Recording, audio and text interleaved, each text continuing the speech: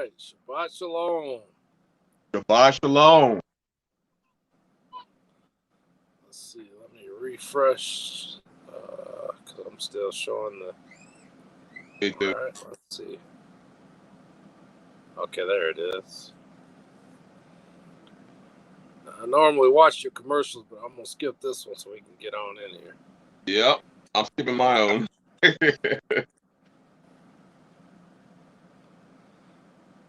Oh man. Yep. Shabbat shalom. Shabbat shalom. Shabbat shalom.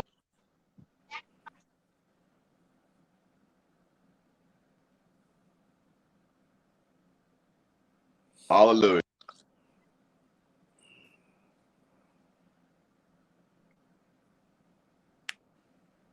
Hallelujah.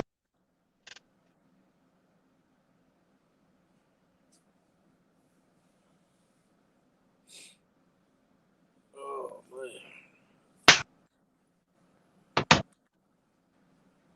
Woo. Yes, sir. I'm glad this week's over. Me too. Man. Yeah. Hopefully, I got about just one more like this last one, and then it'll be not a slow pace, but a different pace. Right. Yeah. So when those beetles get into the wood, do they dig the tunnels through it? Yes, sir. I believe so. Yeah. So far though, I haven't found any problems, any damaged areas. So I'm just trying to push as hard and fast as I can to prevent it. Which I think if I can keep this pace, we'll be through it before they start doing any damage. But that's my understanding that they'll start channeling through it. And, if you didn't get them in time and they, basically infest the wood, then they can eat through it so much that it's structurally unsound. Oh. Are those white grub looking? Now they're like a black and maybe like a brown and whitish kind of. I can send you a picture, but yeah, they got some little pinchers at the top where you can see where they just chew through that wood. I've seen those. Because you know how I had that log that separated my two gardens right next to the house? Right. That wood is completely hollowed out inside. Is it pine? Yeah, that's what it was. Yes, sir. Man. Now I know. That was a big one too, wasn't it? Yeah, that was a huge one. Oh man. That just, you know what? I thought about you when because I didn't know anything about that stuff until the logger, showed up. Yeah. He was telling me, hey, you want to make sure you get, that you basically can these before as fast as you can so that you can prevent the pine beetles from getting in and doing their destruction. And I'm like, wait, how long are we talking about? He's like, oh, you probably see them in about 10 days. I'm like, oh, okay. Damn. All right. So that made me, that brought to remembrance those awesome pines that you have there on the ground or, already felled. I'm like, man. Yeah. So hopefully it was only that one, but you'll probably want to check. Yeah. Now the ones that I have suspended, I haven't seen any, but they're already debarked. I don't know if that does anything. Yeah, it does. I think getting the bark off is huge. Yes, sir. Okay. Because that's basically all I'm doing is taking it from a round to a square, and in so doing, you're shaving off all the bark plus the little sapwood right underneath it. So they're not interested in the harder stuff. So yeah. Oh my gosh,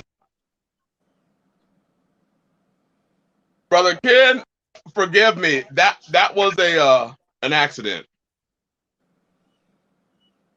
Oh man. Oh, you deleted him? I deleted and I put him on timeout, and I don't even know how I did it. Uh-oh. I was rearranging my chair, and my rag was like running across my screen, and I think my rag, the sensitivity of it, Right. the rag touched the screen and caused the screen to put. I am so sorry, Brother Ken. Oh gosh. Let's see, 300 seconds. That's not too long.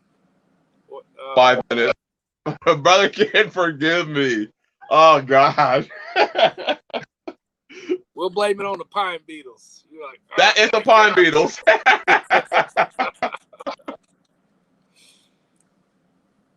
Oh man.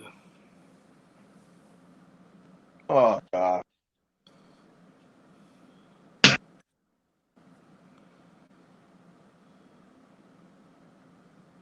Woo. Oh man. Shabbat shalom, Brother Ronnie. Brother Charles House, Shabbat shalom. Brother Jay Morris, Shabbat shalom. Brother Steve Wilson, Shabbat shalom. Brother Ken, Shabbat shalom. Shabbat shalom, Brother Ken. For anybody coming in late or just now, that was accidental timeout. The brother didn't say or do anything wrong, so don't come in here thinking otherwise. Right. It happens. That wasn't him. That was me.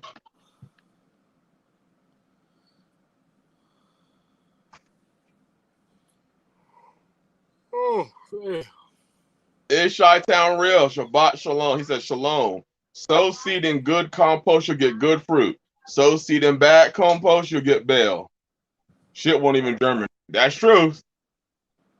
Man, that's true in more ways than one. Man. That's true physically, and that's true metaphorically speaking. Yeah. Man, that's a whole we could that'll preach right there. Yep. That's why Yeshua took the time out to do a parable on the seed that fell on the different types of ground. Yes, sir. All the same seed. All the same. All the same potential. Man. That's really something interesting because you think about it. And the Bible says, in that parable, seed is the word. And you notice how the word of Yah hits different people in different ways. Yes, sir. Like some people, it hits them and it's kind of like a suggestion box. Like, I mean, you could keep the commandments. If it's not too much of a problem for you, maybe you might consider. Right. If you're bored and you want to try something new, try keeping the commandments. Right. If all else fails. Right. That's absolutely it. And then some others look at it and they say, wow, keep the commandments. I have to. Yeah, I think it's kind of the same. Oh, go ahead, brother. I'm sorry. I was going to say, yeah, that's very interesting stuff. Yes, sir. It's the same thing, kind of like the topic we're talking about right now, or we're going to talk about today. The lazy men and the uncovered women. I hate calling them lazy brothers. I have a hard time calling somebody who operates in laziness a brother. I also have a hard time calling somebody that has chosen the lifestyle of remaining uncovered a sister. Because we can read in this Bible that those weren't our ways. But going along with the seed again, it's amazing how some sisters hear that and it causes them to move. Other sisters hear it and they still sitting at, well, like, all right. Brother Ken, you're back. I see you. Forgive me, brother. It's the same thing with men. Some men, they read the word and it says, the word says so much about how you are to live as a man.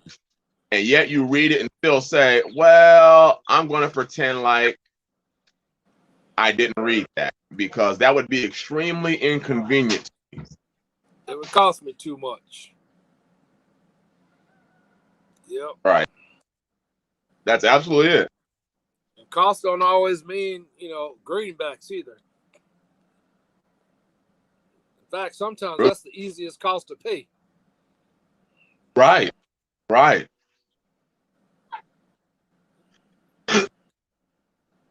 So the word hits people in different ways, Yes, but sir. it shouldn't, in the sense that we should all read it and move on it. Brother Alex, Shabbat Shalom. But it's just so surprising to see the amount of people where the word hits them, they read it, and they say, well, I'll pray about that. Like, have you noticed that there's a lot more people who are praying about what the Bible clearly says?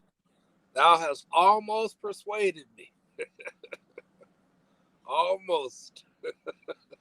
This close. Yep. Yep. Let me pray about it some more. Whenever I see that, I'm like, this person is just operating in like a willful, almost rebellion.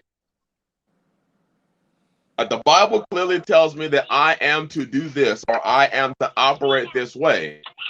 Well, let me pray about it. But does the Bible say it already? Man. So what is there really for you to pray about?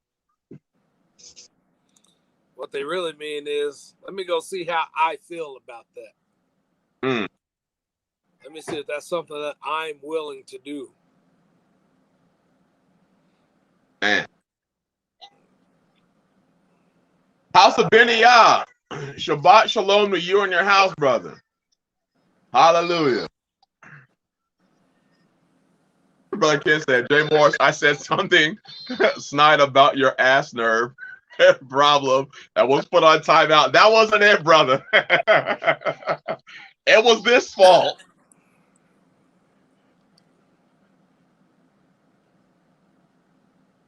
So I find that interesting. You read that parable, and we always assume that we're the one where the seed landed on good ground.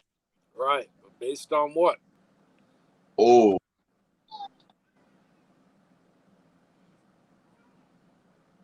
Man.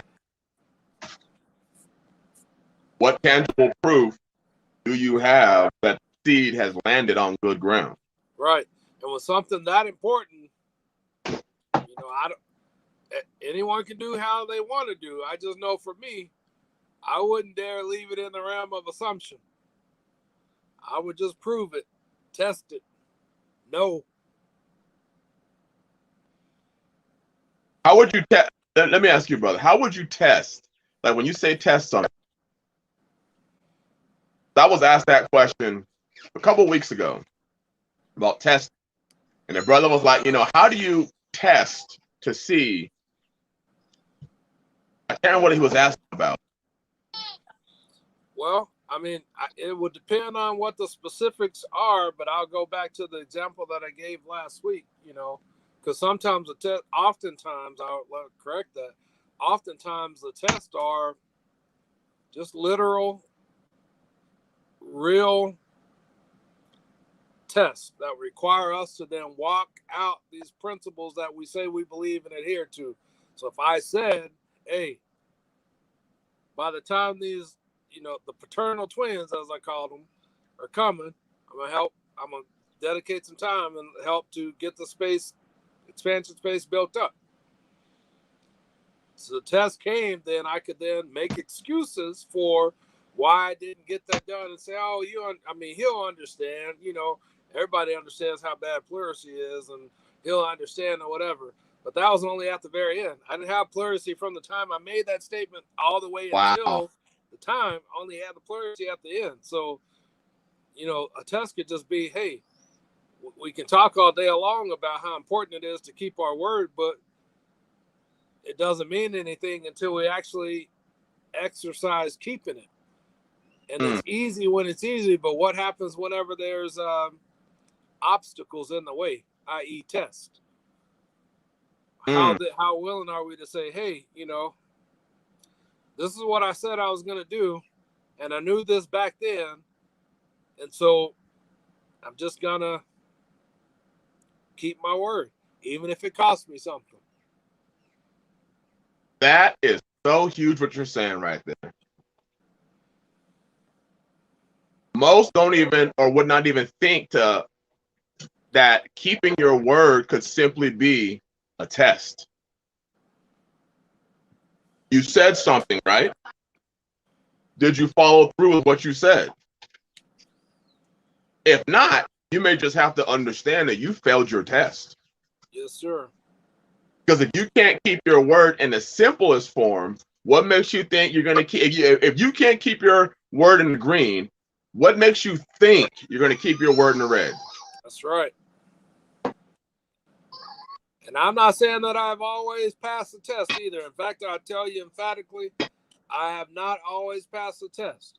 I have oftentimes failed that test, which is how I knew to look for that as a test, and the importance then of trying to keep it. Not trying to keep it, but keeping it. So, but that's absolutely, that's absolutely correct. Or that's an area. You know, it could be something as simple as us saying, here's, this is what I have to get done. Here's a time that I have to get up in order to allow me sufficient time to get that done. And then the alarm clock comes around, and do you give yourself the excuse, or do you get up and get it done? Yes. Or, maybe it's too hot outside, or too cold, or too windy, or not enough wind, or too rainy, or too dry. Whatever excuse we want to roll with, do we allow ourselves excuses, or do we just simply say, hey, this is what I said needed to get done, and this is what has to get done, and this is what I'm getting done? Those come in the form of test too, I believe. Yes. Yes. Man.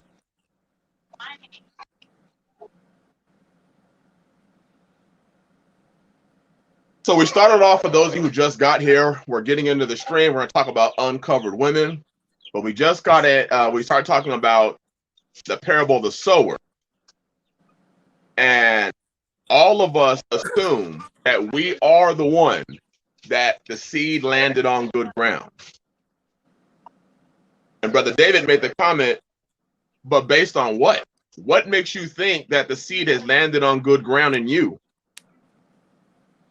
Do you live the book actually to what it says, or are you always trying to figure out a way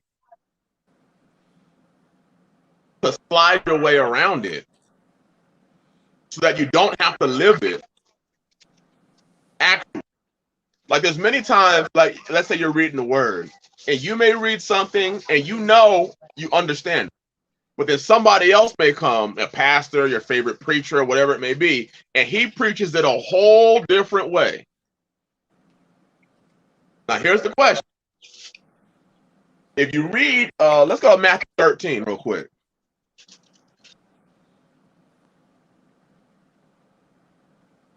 Look at verse 19. We'll start verse 8. Hear ye therefore the parable of the sower. When anyone heareth the word of the kingdom and understandeth it not, then cometh the wicked one and catcheth away that which was sown in his heart. This is he which receiveth seed by the wayside. You may read something in this book and you may not have a full understanding of it. So what you do is you immediately do what 99% of people do. You immediately hit YouTube or the internet or some commentary, some leader so-called in the faith, and you have them explain it to you. Did you ever think that that person is actually ripping up the word that was sown in your heart? They gave you their definition of what they want the word to mean, which usually means they're going to get something from you. They're placing you in some sort of bondage. You ever think about it? The word is not something for you to study. And let me say this. The word is not something for you to study. The word is something for you to understand and live.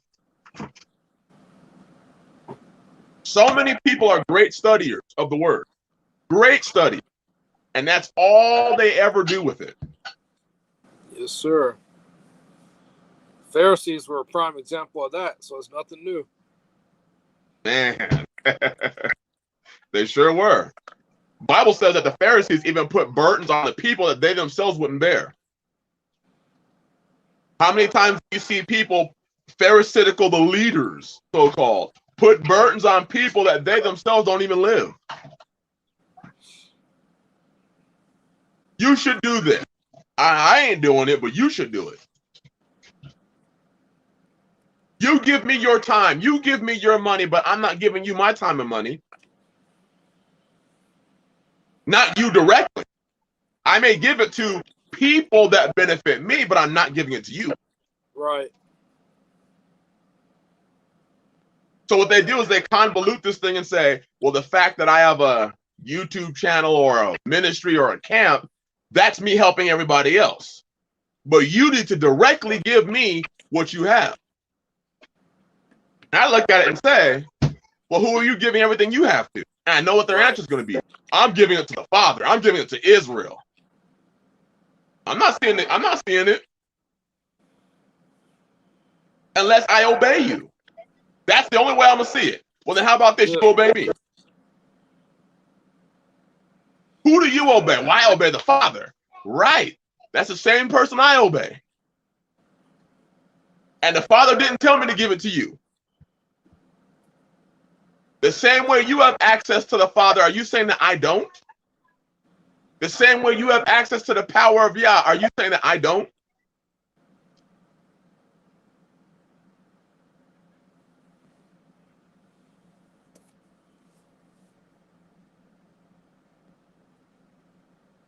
Ishai Rael said, is it that's real to say you have not always passed the test? Because I believe it was Jacob or Isaac who promised the promise will come through his seed, but he still had child with a bondwoman. Might be wrong. That was Abraham. And y'all still blessed that child too. So I'm always extremely careful in how I characterize those examples provided in Scripture, because and that goes hand in hand with what we're talking about, of how we have heard it preached versus what the book says. Yeah. I strive very much so to leave it with what the book says. Ooh. So yes, Abraham did have a child with that bondwoman, but we can also look at what happened when Yah intervened in that situation. Ishmael was not cursed. He was blessed. In fact, Abraham went to see him regularly. That's right. And you read that in Jasher. Abraham told Ishmael, because Ishmael had a bad wife, and then Abraham went to go see him. And Abraham told, had a bad experience with her. And due to his... That's right. And he did it. I mean, that's huge. That's right there. That's huge. That's the truth of honor your father and your mother. Abraham had a bad experience with Ishmael's wife and told Ishmael's wife to tell Ishmael, put that tent peg away. Ishmael got rid of his wife because his father had a bad experience with her. And how many of you men allow your wife to dishonor your father and dishonor your mother?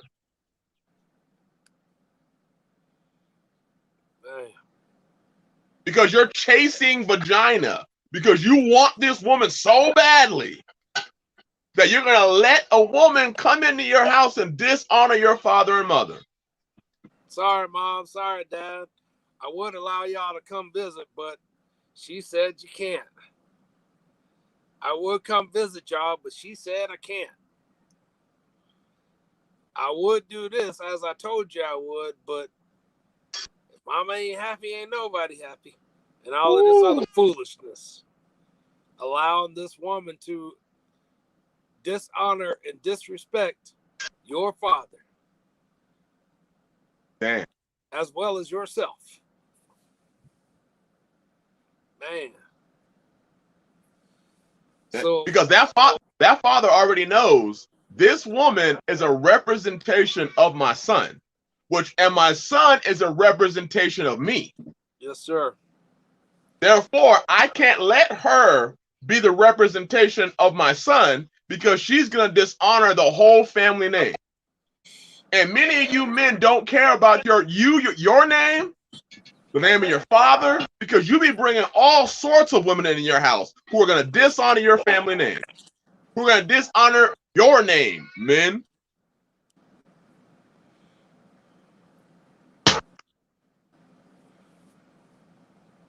Yep. So I have absolutely no problem or no issue at all with anything that Abraham did, unless Yah specifically said he had a problem with it. Since I don't read that, I take no issue or no problem with it. Even him having a child with a bondswoman. Nope. That was at all to do with as he saw fit. And that's another missed thing. Men, woo, Brother David, you started something. I was going to do a video on this, but I'm decided I want to talk about it. Who defines who we are as men? Is it the system? How about your wives? How about these single-ass women?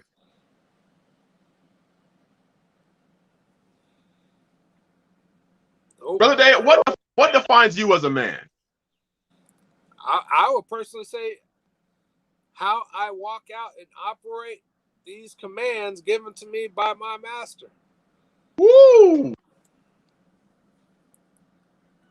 In fact, you can know, we can look in the word and know it is not it's not for us to allow it to be defined by our sons, our wives, our friends. What verse are you referring to there, brother? That's got to be in Sirach, probably around 30 something. I have to go back and look. Yeah. But yeah, so I can pull it up. One of my children has my my Sirach right now, but I think it's 30. Shoot, maybe 33. I could be off. Yeah. Yeah. And that's only one place, it's in other spots there as well. But point being, we are to keep ourselves in that place of preeminence. So how can we do that if others have the power and the authority to define your manhood? And the answer is you could not. So yeah, you can only do that, and you can only truly walk in the manhood that Yah preordained you to walk in once you understand who that comes from. It's not your children, it's not your wife, it's not your friends, it's not your pastor, your elder, it's not the government or any other organization. It's from the one who made and created you. Yeah. That's it. Solely. That's it. Because it was interesting, you see a lot of, especially the uncovered women, a real man would take care of me and my children. Right. And I look at that and I'm like, wait, who are you to define what a real man is? Right. How about this? Why don't you be a real woman so that you're not uncovered? But how do you, as a single, uncovered woman, tell a man who is of the opposite sex of you, how are you defining to him what a real man looks like? How would you even know? Most of these people talking about real manhood have never even seen a real man. That's absolutely correct. They base real manhood on how big his penis is and how he puts it down and stuff like that. how much money he got, even if he's completely in debt. If he can give her a nice purse and a nice set of shoes and a nice car, he's a good man. That's what defines a good man. When I look in the Bible, I don't see that. And I wonder, why do so many of you men fall for that crap, where you let a woman tell you what a real or a good man looks like, and you acquiesce to it and say, well, that's how I got to be then to get her. Got to have your man purse, have all these perfumes on, and be all scaped up and all this old crazy, what do they call them, metrosexuals and. Yep. Hey.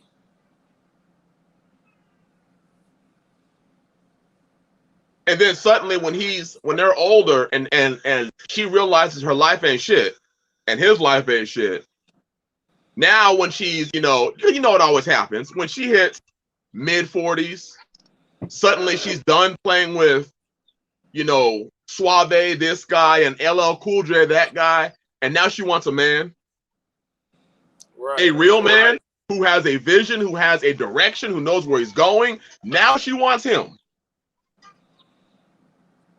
And we know that, because in today's time, I was listening to some guys speak, and they were saying men are having the hardest time today of getting, I'm going to use the word, vagina. That men are going through periods of, single men are going through periods of vaginalessness, if that's even a word. And I'm speaking from this in a secular connotation, so please understand, I'm speaking very secularly as far as the examples that they were talking about. But the point they were giving is men keep giving away their power to the point where they can't even get vagina. So what men are doing now, so what women are doing, and they said that majority of the women are choosing the same kind of man. Women aren't going after every man anymore because most of these men, that they know most of these men are acquiescing to the women.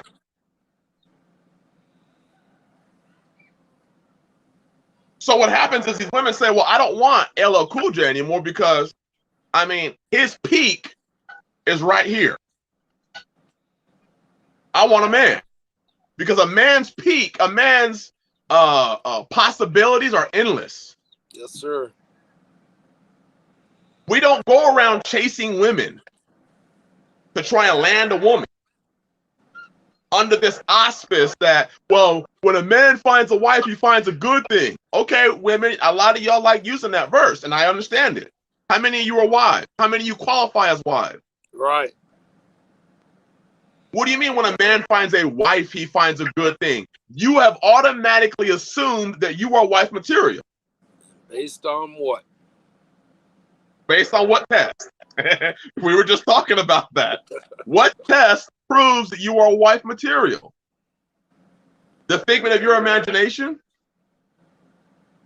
If you were wife material, I put this out there humbly, if you were wife material, you wouldn't be single. And I'm not trying to hear this. I'm waiting for a righteous man. You wouldn't know one if he walked right past you. Because your definition of what a real and good and righteous man is a man that can repeat to you scriptures left and right. That's all he needs to do. And the rest is he got to put it down. He got to this, he got to that, he got to this, he got to that. There you go, bro Lamar. Derek Jackson and all these life coaches.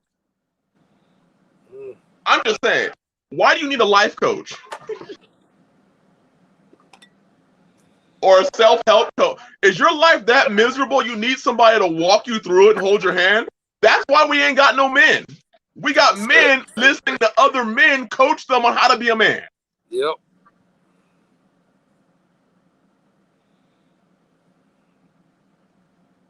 Dang.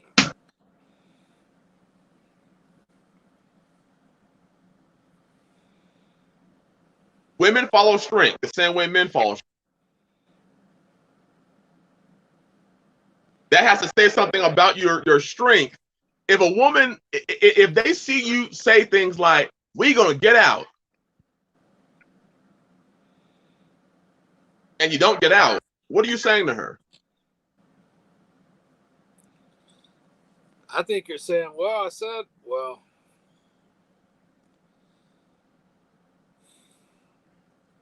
I think you're Go ahead, brother. that you're neutered.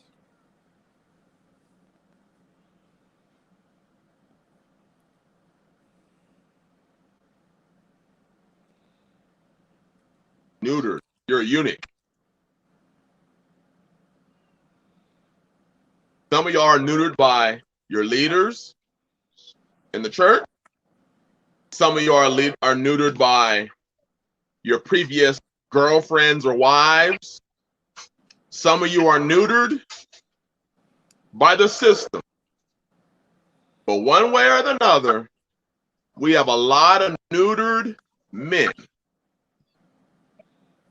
who try to make up for their lack of male part by flexing. Yep. And being as loud and flamboyant as they possibly can. Those are the guys that, for those of us, I've never been to one, but when people used to go to the club, they're the guy that's in there making it rain. They're the one that's loud, boisterous, because he knows he's neutered. He has to have the biggest commotion surrounding him. That's the only way he's going to get attention. Yes, sir. Brother, you going to say something? No, I just said that's exactly it. Those are the ones who, in the situations, they'll be the loudest talkers, gassing everybody up. But when it goes down, when the moment comes, they ain't gonna be first in. They ain't even gonna be in the situation. They'll be gone. Like, where was you at? Oh man, I was what had happened was, I was in the bathroom, man, but then yeah. That's it. Like, man, just say what it was. You were scared. Just say that. Just say you were doing scared. All that talking, and then here came your test, and you were scared because you already knew it wasn't in you. Yep. But you were gassing yourself up. Yep. And you knew that them women like hearing about how tough you are.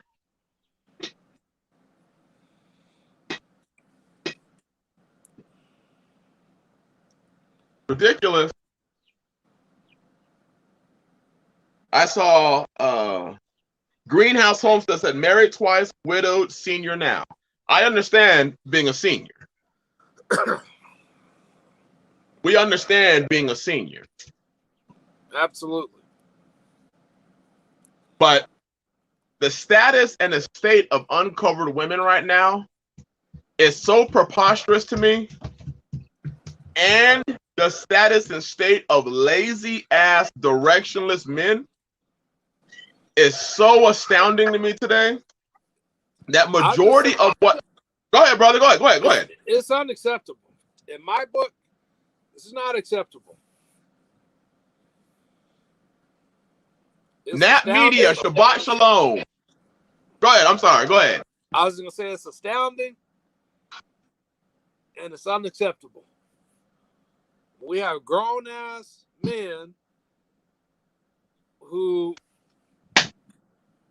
just don't have work ethic. Man. They have no ability to get it done.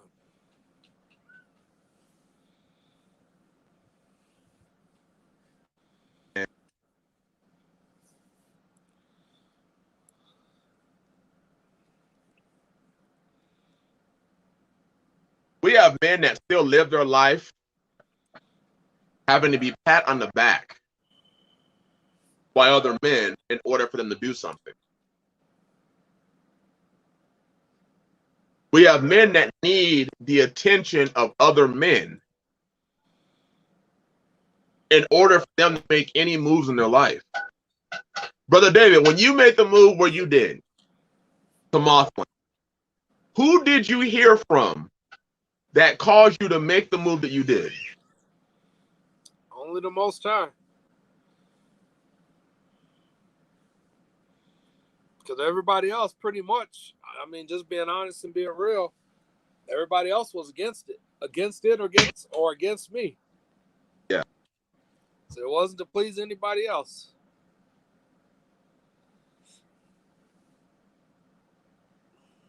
That's very much so a move of a man, because I can see that example in the Bible from our ancestors. Yah told Abraham to go here. Abraham made a man move. He got up and he left. Because the seed landed on good soil. And you can see Abraham bore fruit. Not just children, but look at his lifestyle. As men, so many of us, and I'm just being real, so many of us don't bear fruit because we're still waiting for our favorite whoever to pat us on the back. Yep.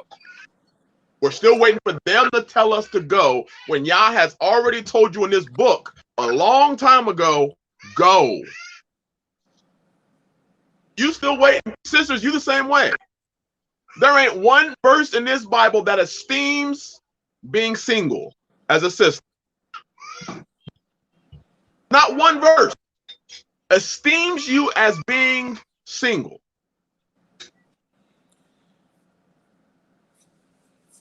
Go ahead, brother. I feel like you want to say something. I know what it is. They're just doing what Paul said. They're just staying single so that they can concentrate on serving. They're just concentrate on serving. Yeah, that's what they'll say. Out of context, of course. Out of context. And of course, it's all out of foolishness, because if you say, oh, really? Okay, well, let's evaluate that. How's your life? Let's look at your fruit. Let's measure, let's measure your devotion compared to a covered woman. Since you're holding out so that you can keep your focus upward.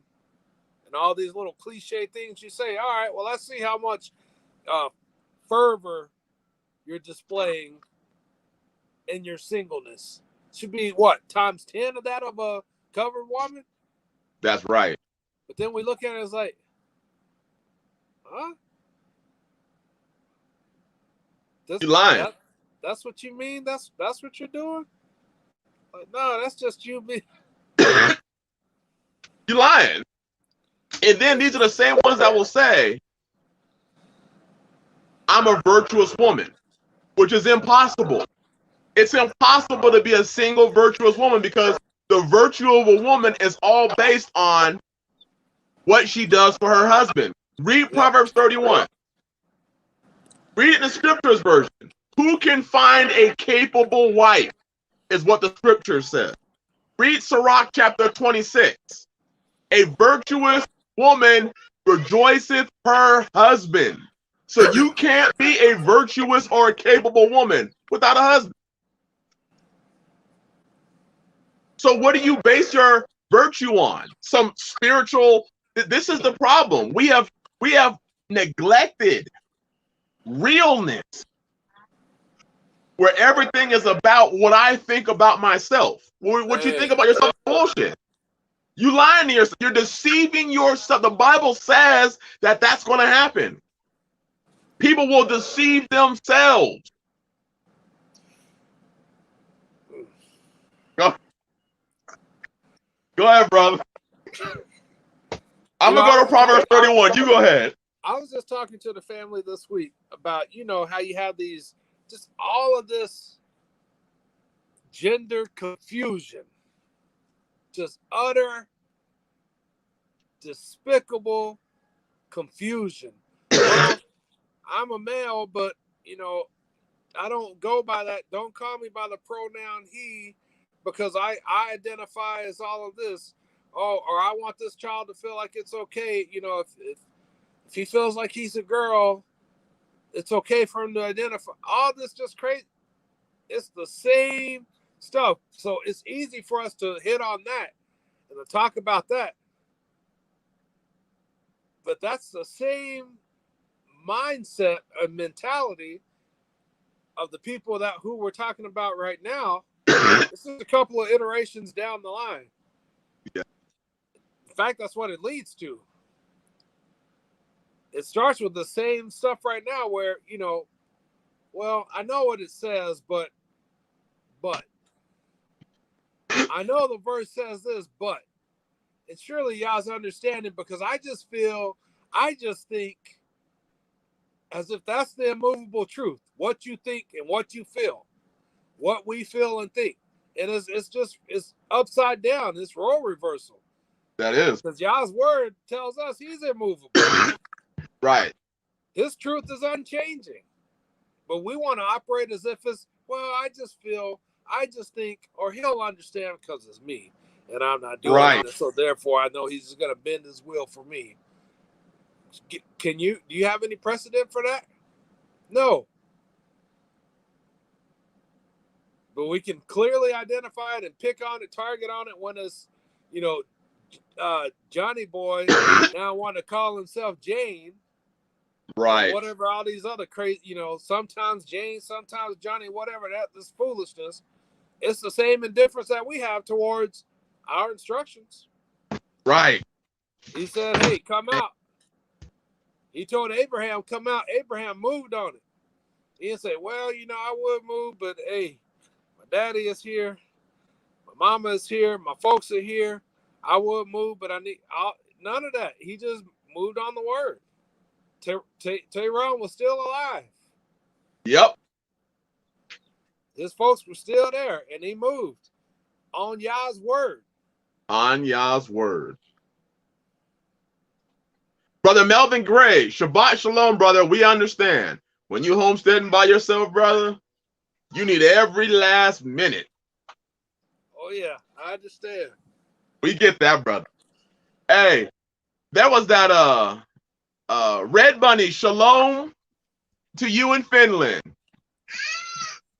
I was looking at the story from that, what was her name? The track star, Shakara Richardson or something like that. Apparently, she ran 100 meters, qualified for the Olympics. Oh, yeah. She tested positive for weed. And there were so many people who were defending her. My first problem was this, because there were so many people who were messaging me, what do I think about it? So I decided I'd wait till the stream to tell you what I think about it. Number one, can y'all women, and I'm saying this with the utmost respect, can y'all women stop acting like a special ed? If you know the rule says if you smoke weed and they test it, you're going to be DQ'd, not allowed to run. You have two choices: smoke weed and don't try out, or don't smoke weed and try out. Why would you smoke weed, run, and then think you weren't going to get caught? Number two, what the hell is up with this? When I saw what she looked like, I was like, so this is the fuss? We're all fussing about a woman that looks like a dude? With orange hair? She was running the track meet like Edward Scissorhands. Did you see her nails? No wonder nobody wanted to get next to her. She was going to slice their ass. Damn. And this was the talk in the face. Everyone, we should let her run. Let her run. This is the simple special edness of a lot of women today. Yes, you break the rules, but hey, go ahead and change the rules for her, because it's not fair. The rule said don't smoke weed, you ain't gonna run. How hard is that to comprehend? The rules say, wives, this is your role. Do this, obey your husband, submit to your husband. That's what the rules say. I don't understand how it's so complicated. We want to break the rules, but still want the reward. As if we didn't break the rules. We all want that exception clause. Able to hammer it down when it's other people, because they could tell you, oh, that girl over there, she wicked. Right. Oh, that ain't what a real man looks like. If you was a real man, you would be doing this. But when it applies to your own self, okay, now all of a sudden you're well, I won't even say that. You're short bus. You don't comprehend it. I mean, when I played basketball, there was something called the NCAA clearinghouse you had to sign. Paperwork you had to sign to be a NCAA basketball or a sports player. So you knew what the rules were. People said, well, she just lost her mama. Hey. So if that's the case, can I say then, hey, I just lost. I wonder if the sisters would be okay if I said, hey, I just stubbed my toe, so I slept with Shaniqua down the street. Right. I just lost my brother, so I shot up some heroin. Would they be like, oh, it's okay? That's okay. No. And what society? This is why when I heard them defend her, I was like, this is why the word's so complicated to them. That's it. This is why people say, well, it's my baby that I had with Pookie, and he should be okay with it. The Most High gonna accept it. The Most High, it's a blessing. How? If you know the rules and you break them consciously, why is it that we're always looking for excuses? And these are the same people telling us what manhood is.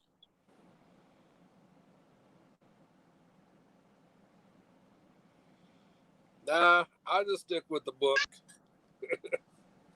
Right. If that means to you I'm not a man or I'm a butthole or whatever, hey, I'll be that. I'm good. If you want, you can call me whatever you want. Asshole, narcissist, chauvinistic, what is it? Toxic masculinity. I accept all of it. If the opposite means that I have to be what the world is, you can call me whatever you want. I agree. I'll take it. Isn't it funny how we promote the Olympics, the original trial of Hebrews, right?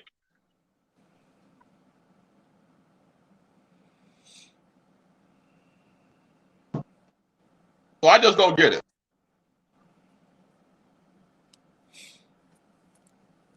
I just don't get it.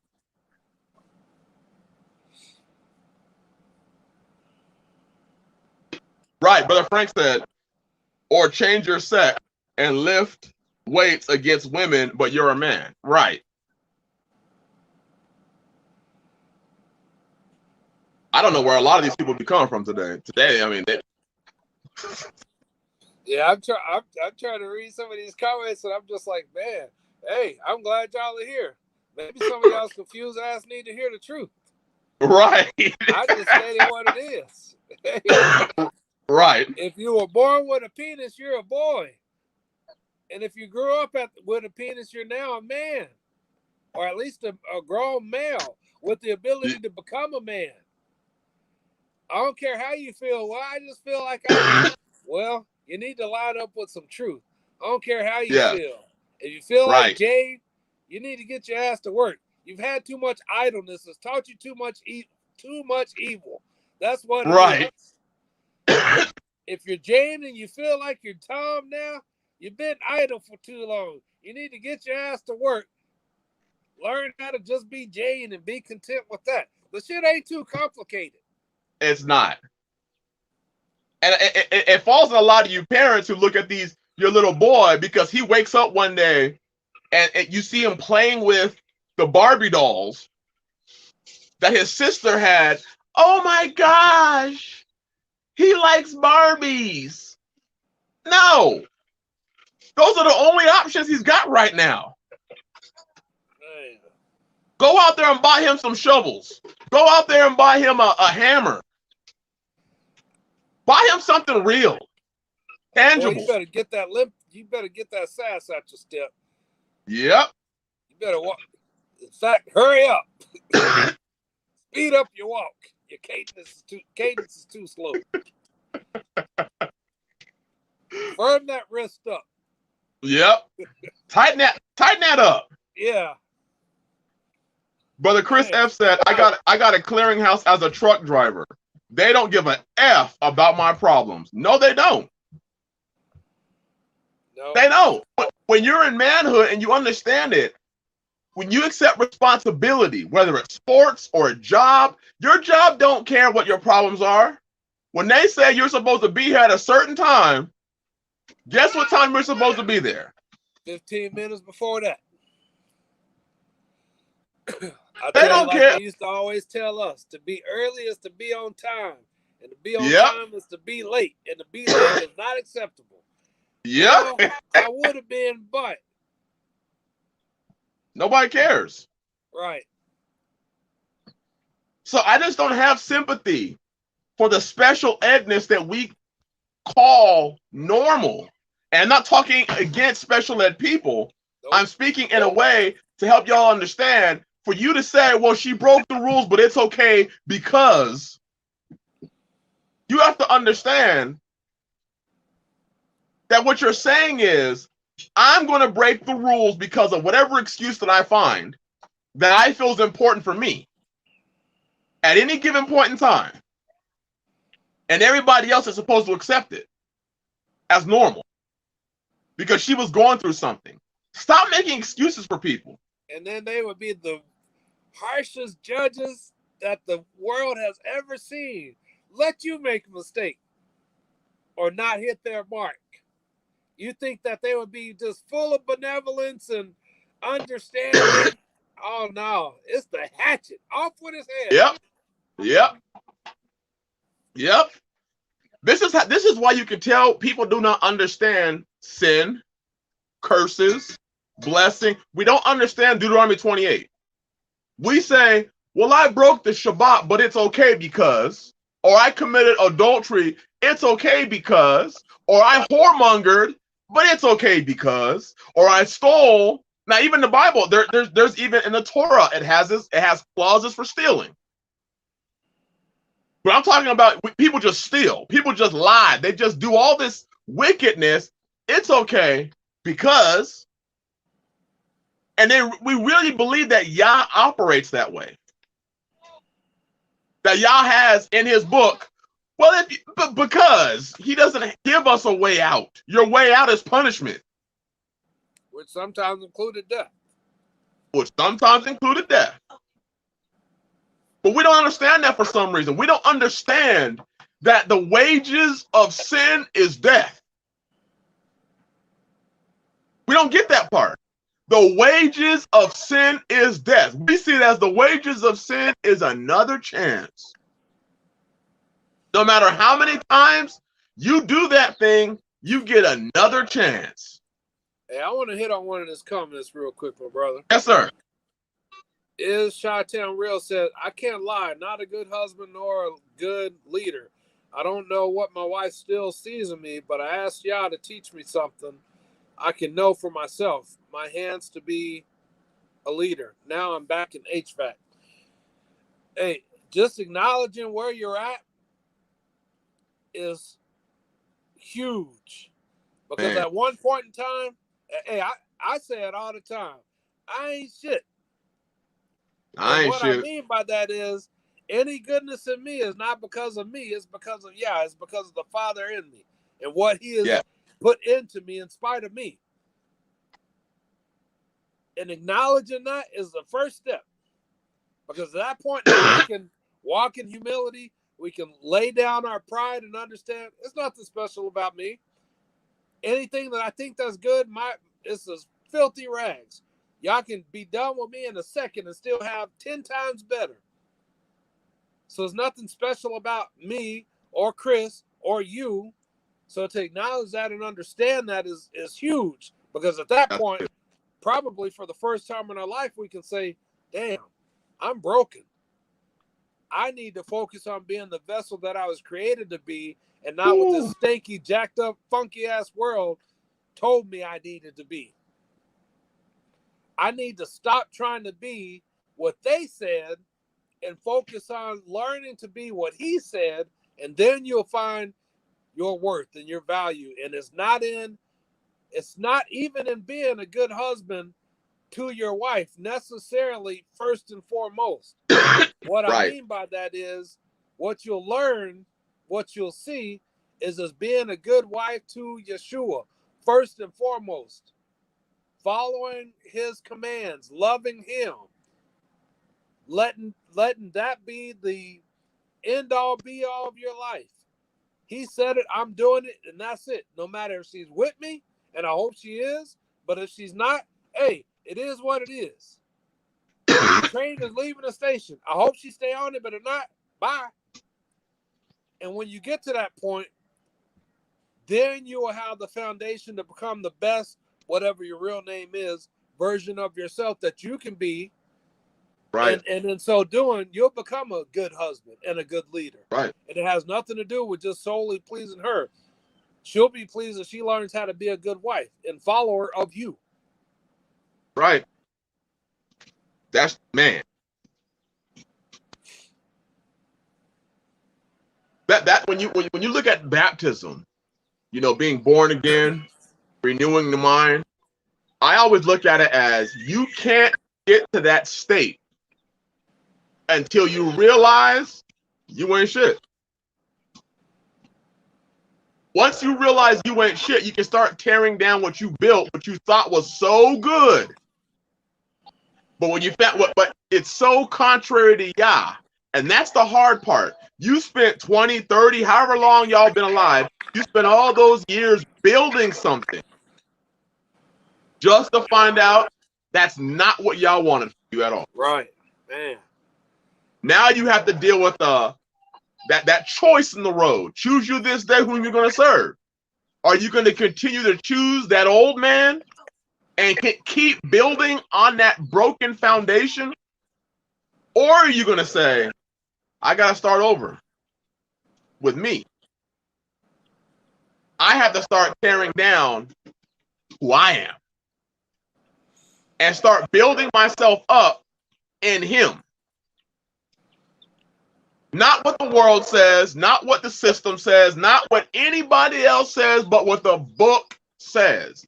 That's your building block. That's your foundation. It's not your leaders. It's not your pastors. It's what the book says. Not your children, not your wife. That's why the Bible says, do not give your power over to your friend, your wife, or your children. But we as men, we have a hard time starting over with what we have built because we have a hard time admitting what we built is destructive. Yes, sir. But then we want the woman to be willing to start over when she's the weaker vessel. We should be starting over and in many times being the example of what it looks like. And you have to understand. Oh, go ahead, brother.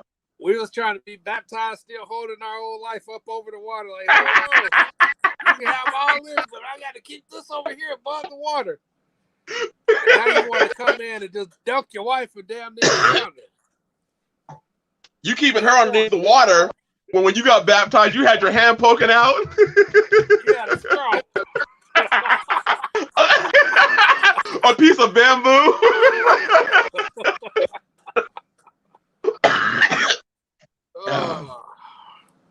We've got to let go of that. We have to be willing to say, hey, I messed up. My life, I messed it up. It's only by the grace of Yah, only by his mercy that I can now stand here today, that we can have these conversations. Brother David, myself, and y'all, that it's only by his grace. That's it. You're not looking at somebody, well, I've been in the faith for 37 years. Listen, unless you're second or third generation in the faith, I ain't trying to hear how long you've been in it. I don't care. Right. Right. If you look at our ancestors, it was Abraham, Isaac, Jacob, and then the 12 patriarchs. It wasn't Abraham and then shit, everything was good. And even in the 12 patriarchs, we still got Dan. Even though there was Jacob, there still was Esau. So we have to have an understanding instead of operating in this pride of talking about how long we've been doing this thing. It ain't nothing. Our ancestors walked this thing for hundreds of years. Hundreds of years. And it wasn't until the 4th generation that Yah made the 12 patriarchs. And we want to be elevated because we've been in it for 15 years. What the hell is 15 years compared to what our ancients lived? Man. We want to get boosted up for 15, 20 years. And our ancients lived this thing hundreds of years through generations. They walked in the wilderness for 40 years. Man. And look at how many made it to the promised land. Joshua and Caleb. That's it. And I was out of a whole lot. Talk about a narrow road. Moses didn't even make it. He had to look at it over the Jordan. Man. Woo. So what we're trying to present is a lot of you sisters, uncovered ones, think you've arrived. Let me ask you, what have you arrived to? Why is it that it seems that the further we get away from Yah, the higher we elevate ourselves in ourselves? It's like we refuse to go and look in the mirror. James chapter 1 says, if you're not a doer of the word and you're a hearer only, listen to this. If you're not a doer of the word, now does the word tell you, sisters, to stay single or get married? What did Paul say in 1 Timothy 5? When you were created, what were you created for? To be a what? Help me. He didn't create you to be single. Yah made sure even in the creation of you, he went to a man, took the rib from the man, and made woman. Yah even gave Adam the authority to name woman. So if you were created to be that, when you say, I don't need no, you know what you're saying?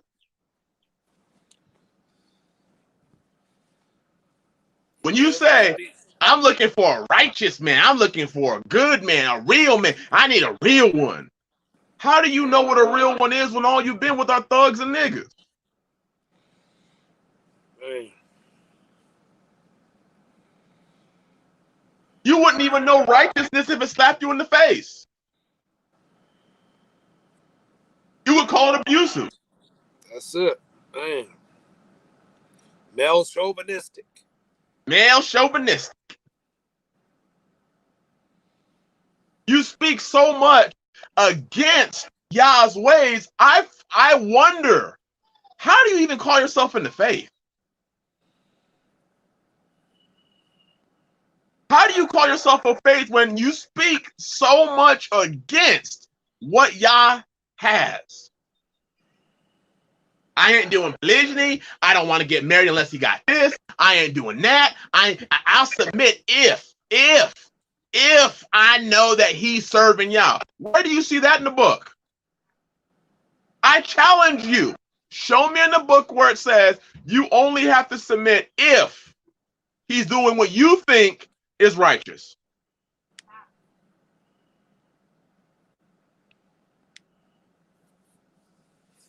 King Michael said, even the worst sister thinks she deserves King David. That's truth. It could be Jezebel personified, and she thinks that she deserves, here's the kicker. I'm married to Yeshua. When did Yeshua ask you to marry him? He didn't ask you. Out of all the women on this earth, you really believe that Yeshua went to you? I'm married to the Lord. No, you're not. You just made that shit up. Let's be real. Let's be real. You made the shit up. You can't find a verse that substantiates the claim that you're married to Jesus. There's nothing that you can show me in the Bible that says that you're married to Yah. Hey, Go ahead, brother. That's just the importance of whether it's male or female. Hey, we got to get out of our feelings and emotions. We have to learn this life, this book is bigger than ourselves. It's bigger than how we feel at the moment. Because we both fall prey to it. Males can choose to be lazy and slothful as hell, non-compliant to the Most High. Read His word to just the point to, you can memorize the whole thing cover to cover, but unless you're actually doing, is what Yeshua said in Yah before, if you love me, you will keep my commandments. Yeah. Well, I love you, Father. I love you so much. Anything you ask me to do, I do. All right, come out. Oh, well, see, what had happened was I was going to, but they said or whatever, hey, but you just said whatever was needed of you. Mm. All right, take this job and support your family. Wait a minute. I'm not doing that. They want me to do X, Y, Z. I'm not doing that. Why is that beneath you? Who told you that? Who told you that? Who told you? You're hitting it, brother. Who told you deserve what you think you deserve? Right. As the brother said, King Michael said, y'all thinking that y'all deserve King David. Who told you deserve King David? Yep. Because I don't see in the Bible where King David was just running around taking baby mamas and adding them to his house. Everybody is Abigail. Every female is Abigail. All the dudes that she was with was Nabal, 1, 2, and 3. They was all named Nabal. It was never her fault. Every baby daddy was Nabal. If you with Nabal 1, 2, and 3, I'm gonna tell you who the common denominator is. You.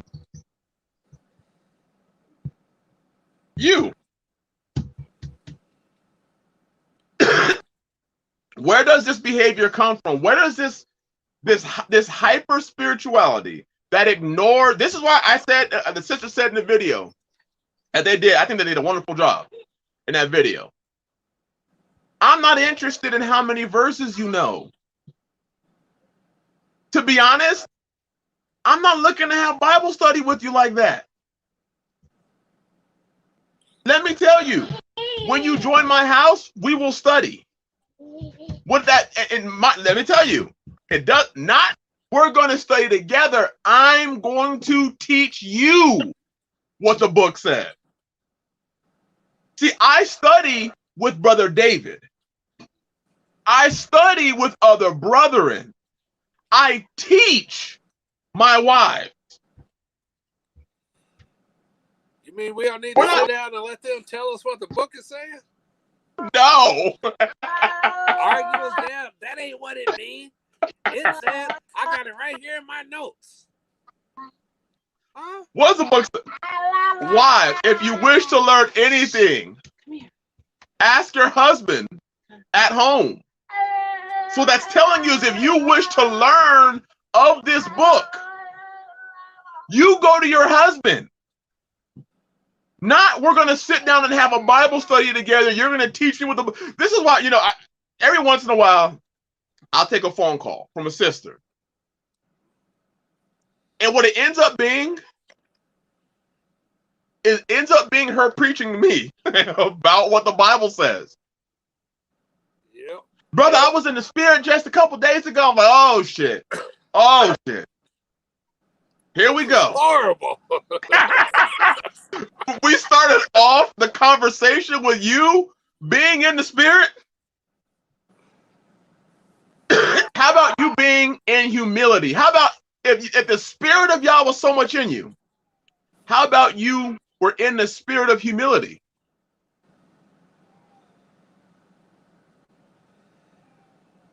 Man. How about you were in the spirit of thanksgiving, of love, of charity?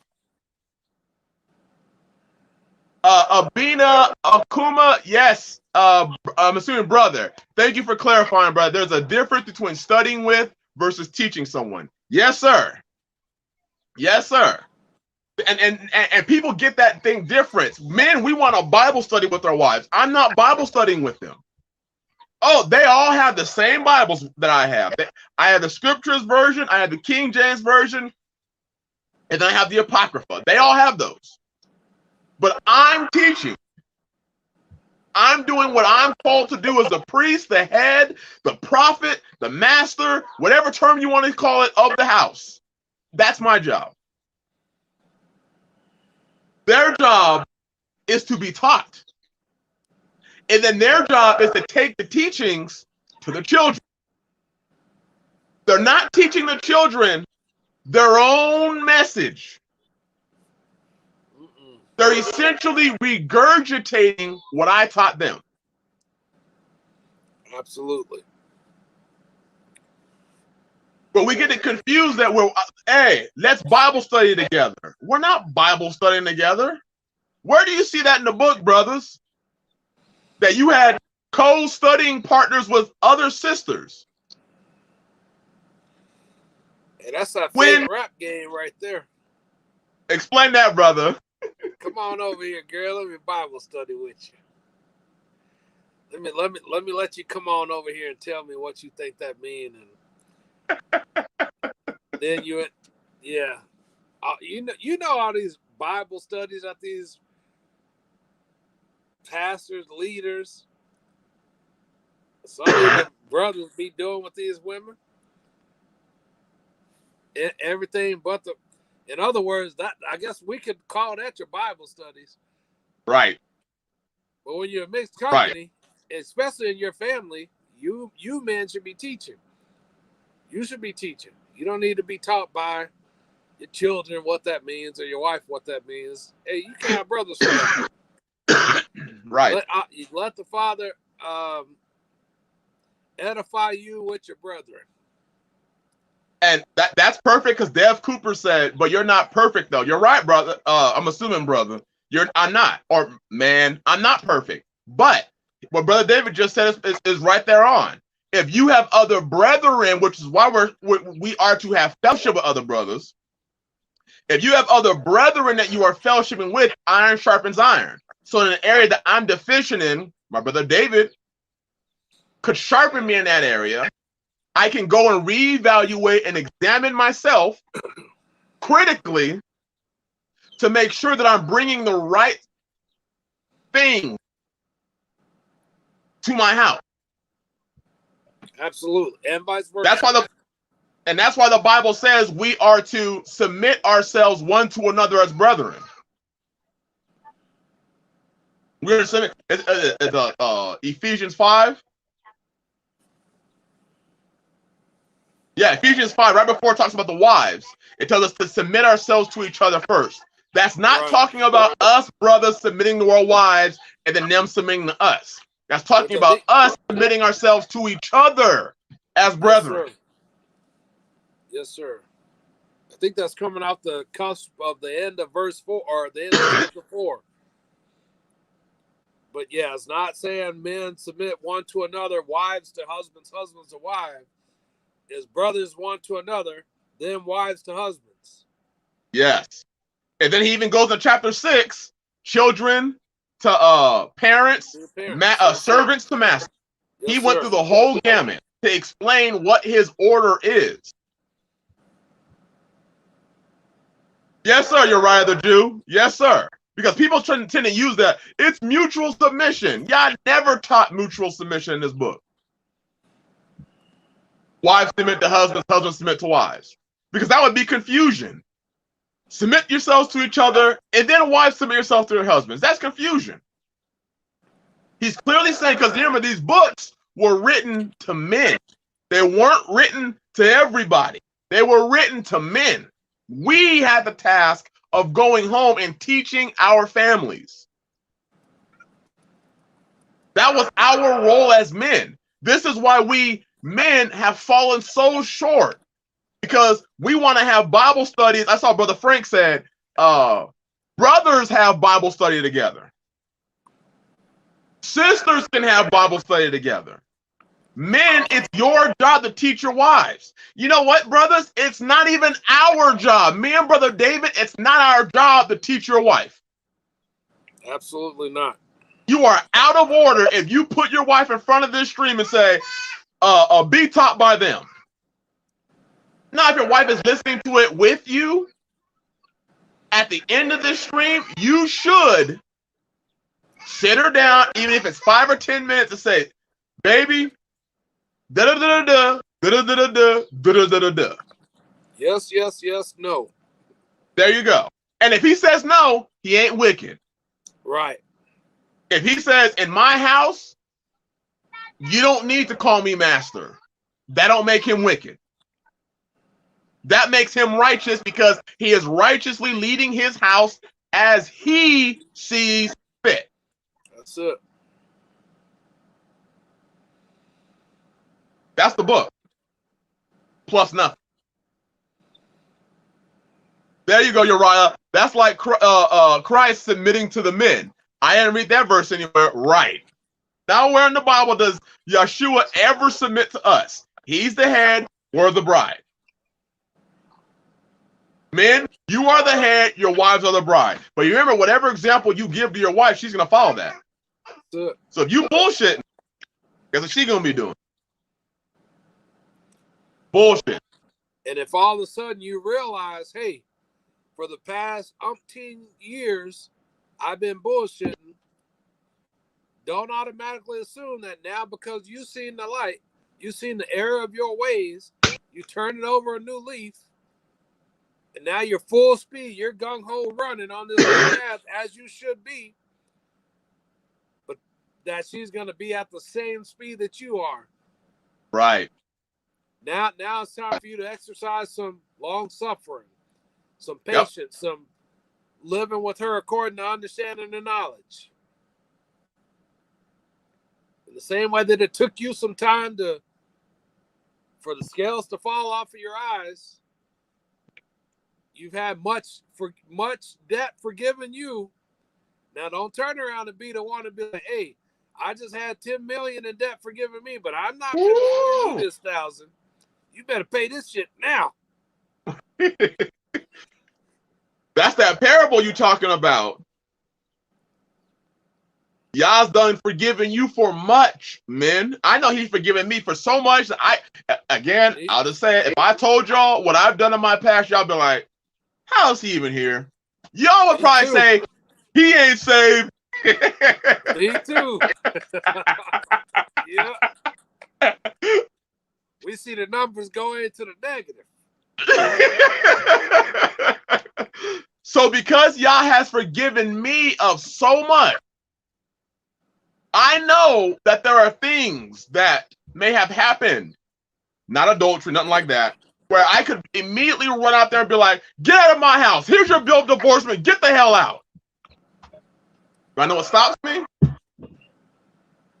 First, what stops me, men, is did I correctly teach them? Have I correctly taught them the word at all times? Did I ever give them the example of a negative leader?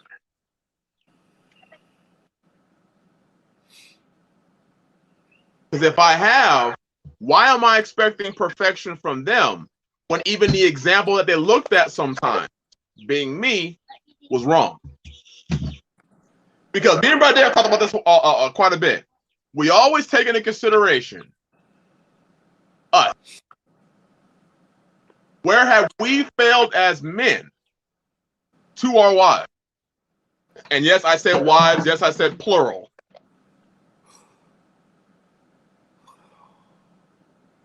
Take a deep breath now. Yep. And if HOQ was here, he'd say the same thing.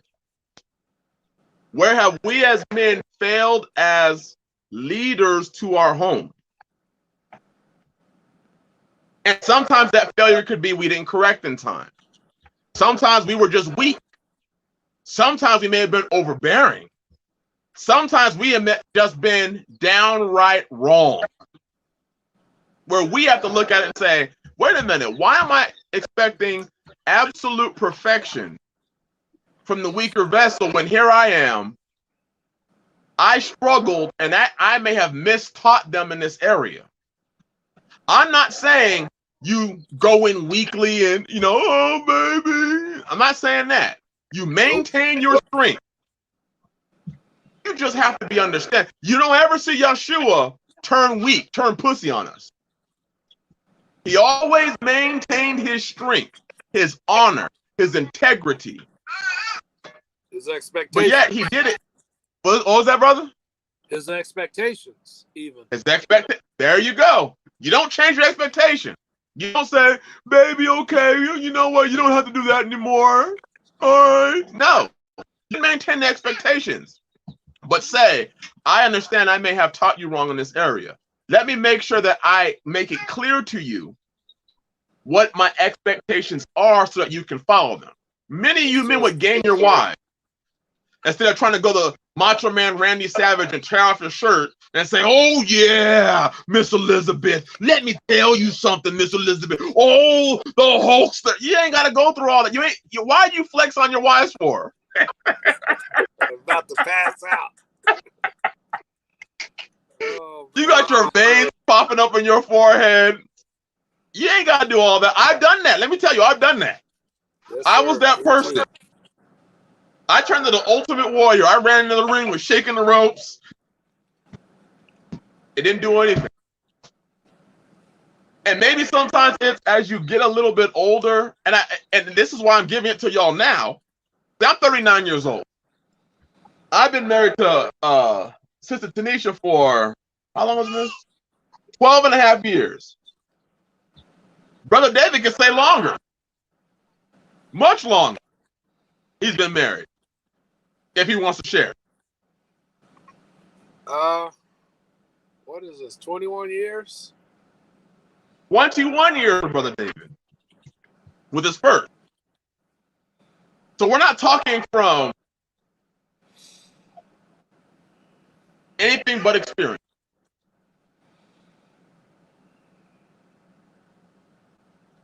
King Michael asked, can you fail as a husband and father and still get into the kingdom? I'm assuming you were into the kingdom.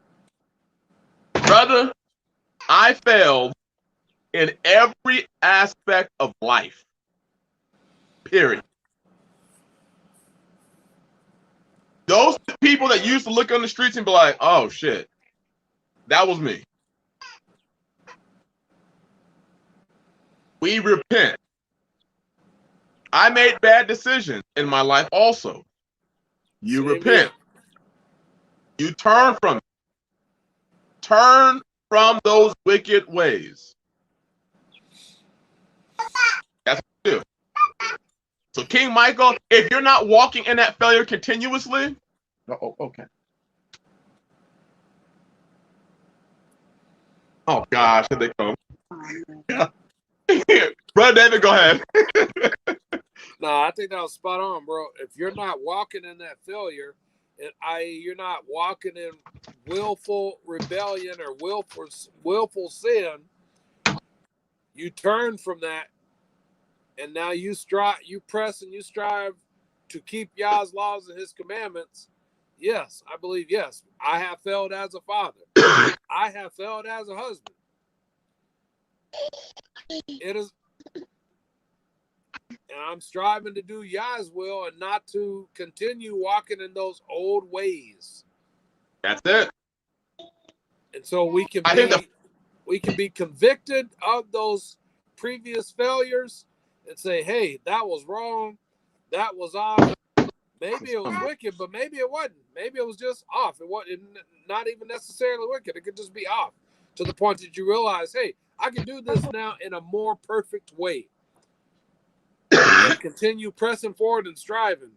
And the way that I have seen it, probably in 5 years from now, things that you say right now, hey, this is the standard. You'll still say, hey, that wasn't wickedness. I'm not talking about sin, but I could have done this thing in a better, more perfect way, because we're That's right. continuously striving and pressing and learning and growing in Yah. We're continually doing or being doers and not hearers only. So I would say absolutely you can still, my opinion, yes, you could still make it into the kingdom, Yah willing, if you have failed, just as I have failed as a husband and as a father. Did you blaspheme the Ruach HaKodesh? Nope. Because I can tell you, King Michael, I failed. I got married right out of high school, had 3 children. And you want to know what my failure was? I married the wrong person and brought 3 children into the world. By simply marrying the wrong person, I failed. And I go to sleep with that thought on my head every single day. You always think back and you wonder, what could I have done differently? And I came down to the conclusion, shouldn't have married the person. Yes, sir. That's the conclusion. Rodney Flowers Jr. asks, brothers, how can I get my wife to cover her head with no direct commandment to point to? I see examples of women with her head covered in scripture, but no direct commandment. I think there's 2 parts to that question, brother. Part number 1, your wife should submit, and as 1 Peter 3 says, subject herself to you. She should obey. In all things, as unto in you. all things. So if you said, put a head covering on, she should put it on. If you said, put a head covering on, and I like it to be red, she should put a head covering on, and it should be red. That's the first thing. The second thing is, you said it, there's no direct commandment to point to. None. Which means, are we confusing custom with commandment? Are we majoring in the minors? Are we focusing on that? These minor issues, non-issues, because somebody else has done it and told you that it's custom. We have to look at these things and say, why are we doing these things that we do? Can I look in the Yah's laws and see commandments for this? If so, hey, there's no wiggle room. It is what it is. Right. Get to doing. Despite how we might feel about it, it doesn't matter. Correct your feelings. But if the answer is no, I look in Yah's laws and I don't see commandments, then I look in what we would call the renewed or the New Testament, and we may see mentions of similar types of things, and then I have to say, I need to get a better understanding, right, as to what this is really talking about, and not just go off of, Elder such and such said, or Moray such and such said, or Pastor such and such said, or their wives do. No, we have to stop that stuff. We want to machine gun religion, because all religion is false and dead. What is truth is the faith, this book, plus nothing. Plus, that's not David's opinion, Chris's opinion, anyone. We need to get back to the book and say, hey, hold on.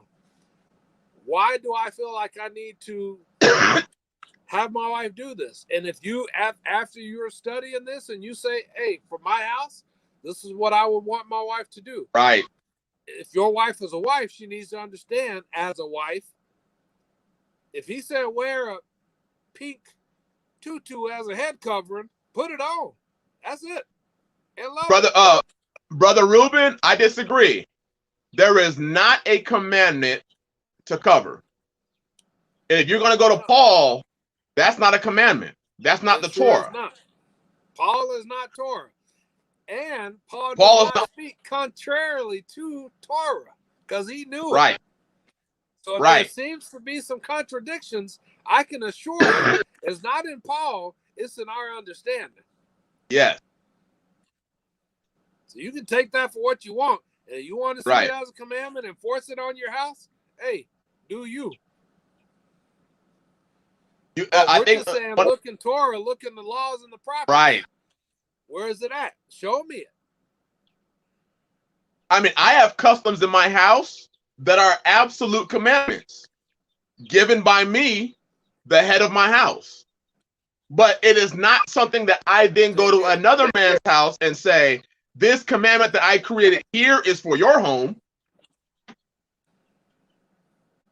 I mean, I look at Paul's writings and I say, Paul spoke many times, and I said this many times. Paul spoke many times in response to letters that we don't know what was said. So I think it's even foolish for us many times to take the writings of Paul and make them commandments because we don't know what was said to Paul. Therefore, we don't understand the context of what was said in Paul's writing. Right. That's why Peter said many people wrestle Paul's doctrines, his writings, to their own destruction. Many of you men, you're in jeopardy of possibly losing your wife over a head covering that's not commanded by the law. And Paul spoke to those who knew the law.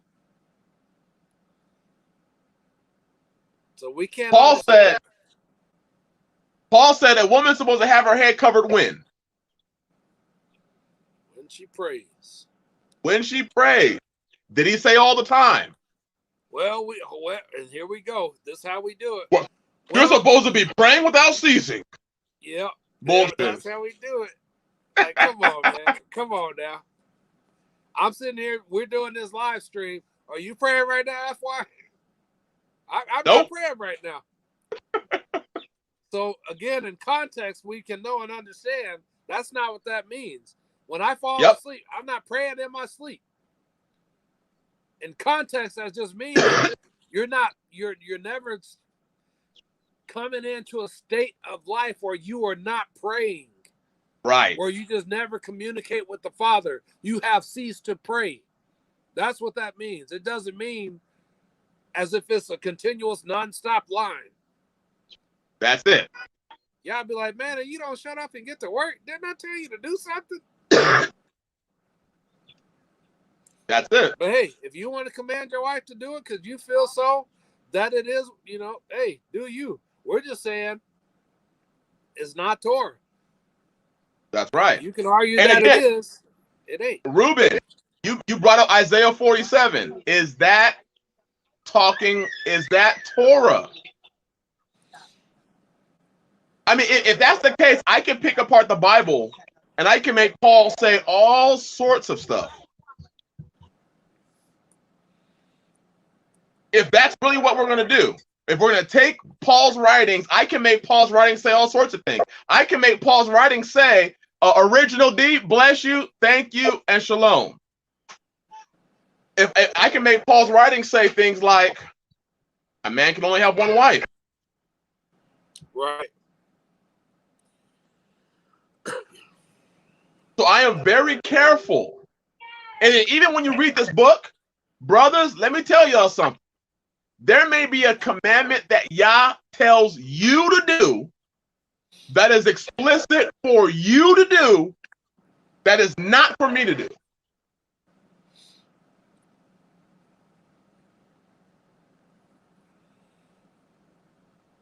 I'm not Reuben Ingram, giving questions about why does the Bible, show me in the Torah. This is a simple question. Reuben, show me in the Torah, in the law, where it said, don't give me these side questions, or why does it say this, or what? Show me in the Torah. Simple question.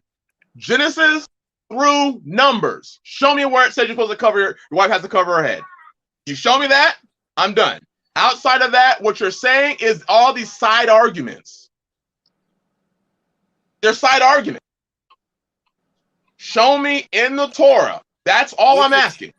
Which, if you want to take these side arguments and build a doctrine for the house of Reuben Ingram, hallelujah. No argument there.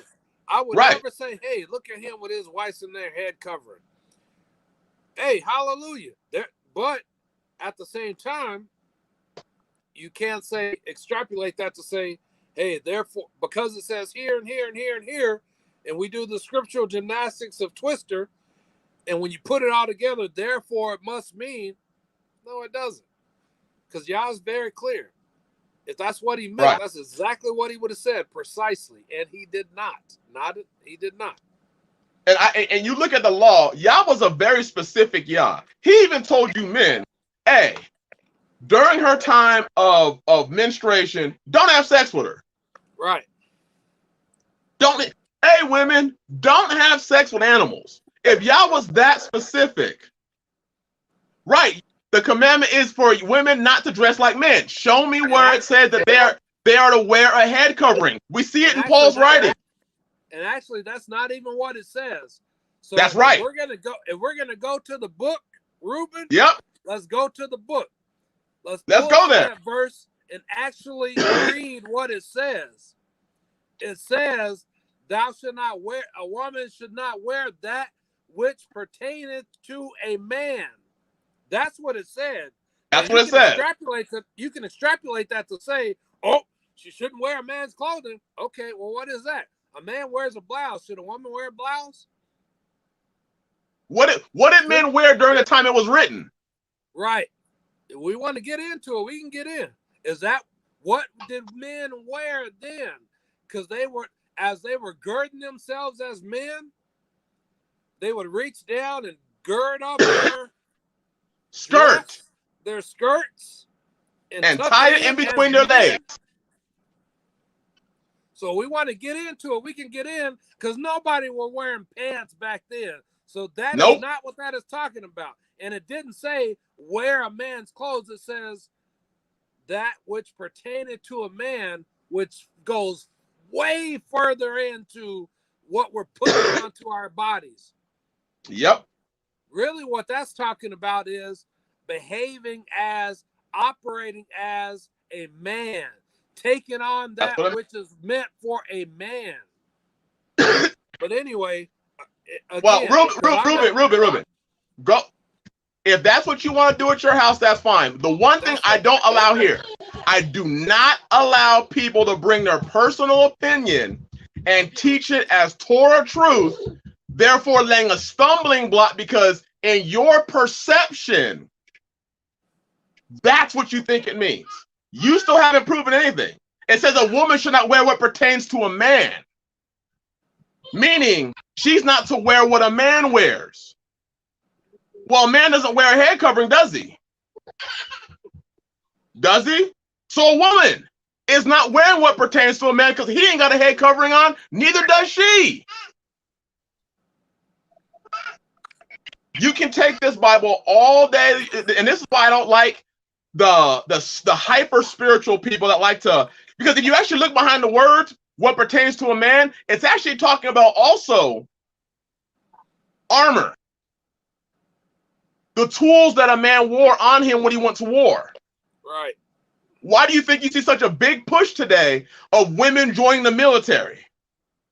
They want to wear what pertains to a man. So what I'm saying is, you can't push your opinion as the biblical truth, because if Yah wanted it to be that way, he would have explicitly said it in Torah. There would have been no extrapolation needed. There would have been no take this verse, combine them together. What do you think this means? Mix a little bit of salt and seasoning. It wouldn't have been that. He was very explicit when he told us how many days a woman is unclean after a birth of a son and after a daughter. Yes, sir. Suddenly, when it comes to this thing, it's all of our personal opinions that we want to push on other people as the Bible. And I have been. If you actually want to look at it, when who was that? Was it Rebecca? When she went to meet Isaac, she covered her head when she saw him. Only then, when she saw her husband. How did she do that if it was already covered? Because that was just culture that it was always covered. Was it a double covering?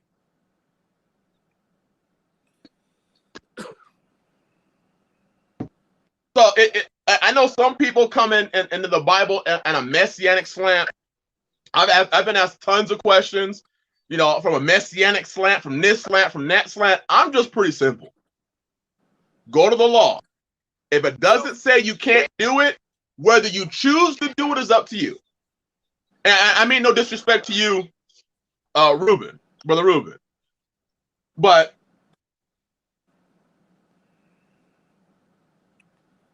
you're talking about stuff. Yeah. What you're talking about now is religion. You're talking about now is religion. So I'm just going to ask respectfully, you can keep your religion to yourself. This channel is not about promoting religion. This channel is about promoting what the book says. And then from there, each man is able to run his house as he sees fit. But I do want to say this again real quick. I do completely understand where Reuben is coming from, because as I have said, I have been there. Yeah, I have been there. That's like, whoa, I'm gonna pick up a big stone. Let me catch a married woman with no head covering on. Yes. But when we talk about the one plus nothing, and we read it and we dissect what it says, and we bifurcate that from what everybody else has said, and the only thing that we leave standing is what Yah says, then we have to say, okay, I'm going to keep the meat, which is what Yah says, and all these trimmings, all these extras, I'm either going to keep them because I like them personally, and hallelujah, no problem with that. Or I'm going to discard them. But what I'm not going to do is say, thus said Yah, when he didn't say it. That's it. But Brother Chris Israel, I think he said it the best. In general, no one should add or take away from the law. Yeshua said, except your righteousness exceeds righteousness of scribes and Pharisees, you won't inherit the kingdom. And that's what I'm trying. Brother Chris, you said it perfectly. I strive not to add to this law because I know by adding to it, he will take my name out of the book. So this is why I talk about it in regards to this book. That's why I talk about this. Is because there is a specific protocol for how the book is ran, for how Yah's people did it. And we have to stop. Wait. Look at what Chi-Town is real said.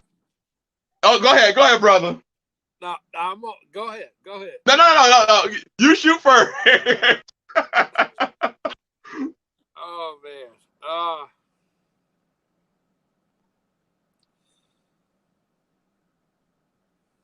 Go ahead, brother. Go ahead. What? I'm gonna say Palmetto Paratrooper hit this good. My wife covers her head, but only for the same reason she doesn't wear form-fitting clothes. It diminishes the unwanted attention from heathen men in public. Hallelujah to that. No problem with that at all. But he didn't say it's because the law says she has to wear one. Right. King Michael said it. Is head covering a salvation issue, yes or no? And I would say no, because the counter argument to that argument would be, when we live amongst all these people who do not wear head coverings, and here we go with our wives, skirts dragging down in the mud, head coverings down to the middle of their back, is that a gray woman syndrome, or is that sticking out? That's for each head of household to decide. One may say, hey, well, that creates a gray woman, so to speak. You know, she blends in. She's not drawing unnecessarily attention. Hey, hallelujah to that, brother. I get it and I understand. Yep. Another brother may say, I'm not doing that because now that's going to make her stick out as a sore thumb. Hey, hallelujah to that, brother. I get it and I understand it. Because, again, we're not talking about salvation. It's not a salvation issue because we're not talking about thus said Yah. Right. And that's the point we're sticking on, is thus saith Yah. Hey, my wives wear their head covering around me when other people see it all the time. Same here. But do they wear head coverings when they're working here? Heck no. Same here. Heck And it's not so no. the angels don't see them. Cause I know where folks will go. It's not so that the angels now. Because they need to be. So their hair is for me. Praying without ceasing. Right. My wives don't go into public. People don't see their hair in public. But do they walk around the homestead when it's just me and my family wearing head coverings? No. Heck no. Do they wear it when other people will see it? Yes. Do they wear it? Check this out. Do they wear it when they're talking to other sisters on a phone call? They don't have to.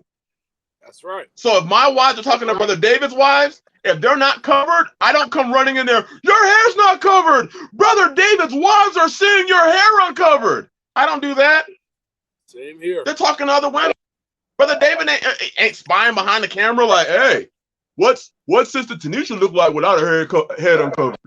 And you know what? Yes, sir. My wives don't hang around, nor do they go out in this world where they're around heathens. My wives stay here on the rock 99% of the time. The only time they ever leave the rock, really, is to go see Brother David and his family. So I'm not stressing this ideal. Some people have made what you wear more important than who you are. So now we got a bunch of women with their head covered for no reason. They single ass women with their head uncovered, talking about they serving Yah. And what makes them in this faith is strictly what they wear, but inside they are dead men's bones. Inside, men don't want to cover them. Inside, men want nothing to do with them, with their head covering, name change, and skirts on.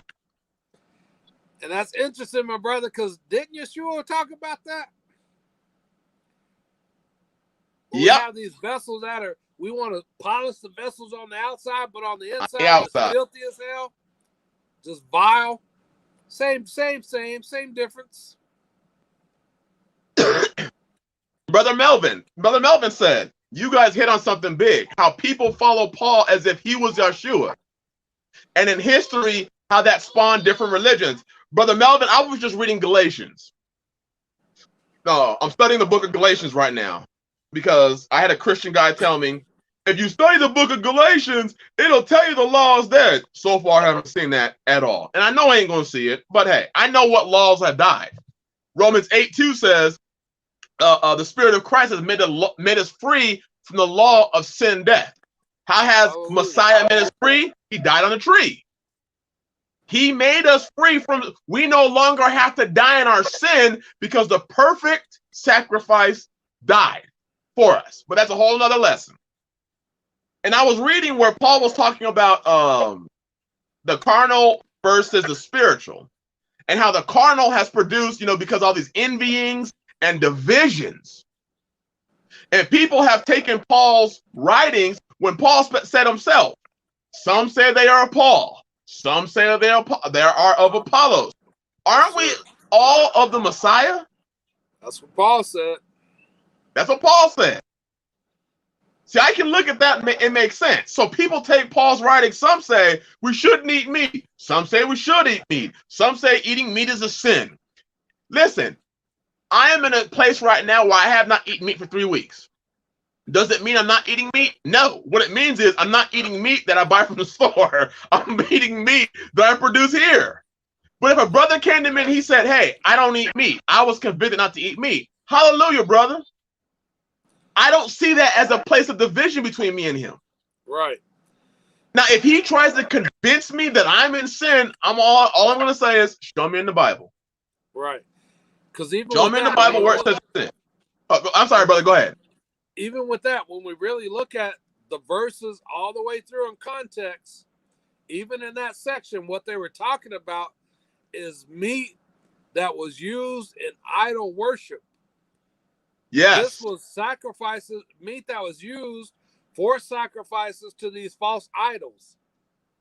Can we eat this meat? Can we not? Some saying, well, we can eat this meat, is no problem. Others saying, no, we can't eat this meat because it was used as a sacrifice to these false idols. Paul said, who are these gods? They're not even Right. real. None of that Yep. even matters. If you're strong enough and you know that this stuff doesn't matter, eat the meat. But if my brother is present and he believes that I'm breaking some law or it's breaking some law to eat this meat that was sacrificed to idols in his presence, I'm not going to eat it. But Right. even I'll even take it one step further. Even if someone were to believe it's just talking about meat in general, if this person believes, hey, we should have the Adamic diet. Adam never ate meat. Therefore, none of us never eat meat. Hey. But brother, where do you see the term? Where do you see the term Adamic diet anywhere in the book? Is Facebook in the Bible? Facebook. That's the book it was in.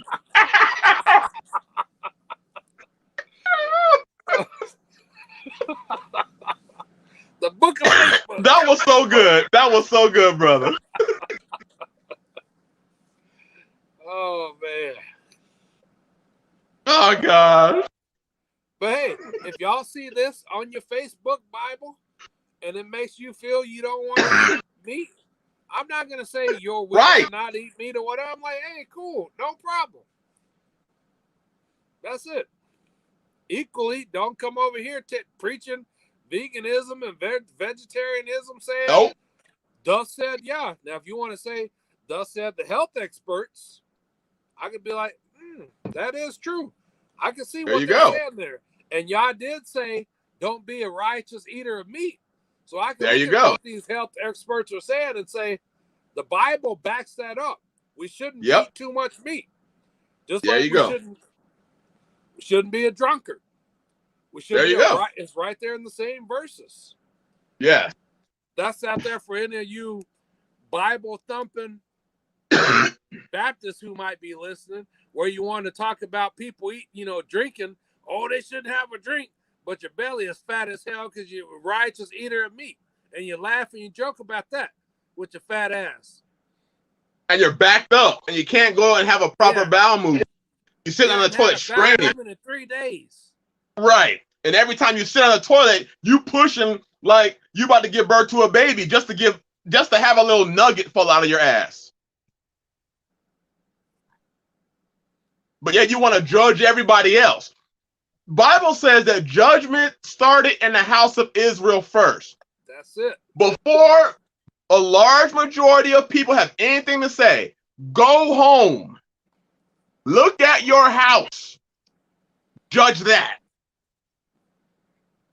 Man, if we could get that, we would be all right. What I'm looking at as far as this book goes is I'm lining everything up with the law. I'm not lining it up with my personal opinion, what I think. Because, see, there's a lot of shit that I think. If you want to live in the city, have at it. Do I think it's best for you? No. Do you hear me say things like, come out of her, my people? Yes. Do I think coming out of her is also a physical thing? Yes.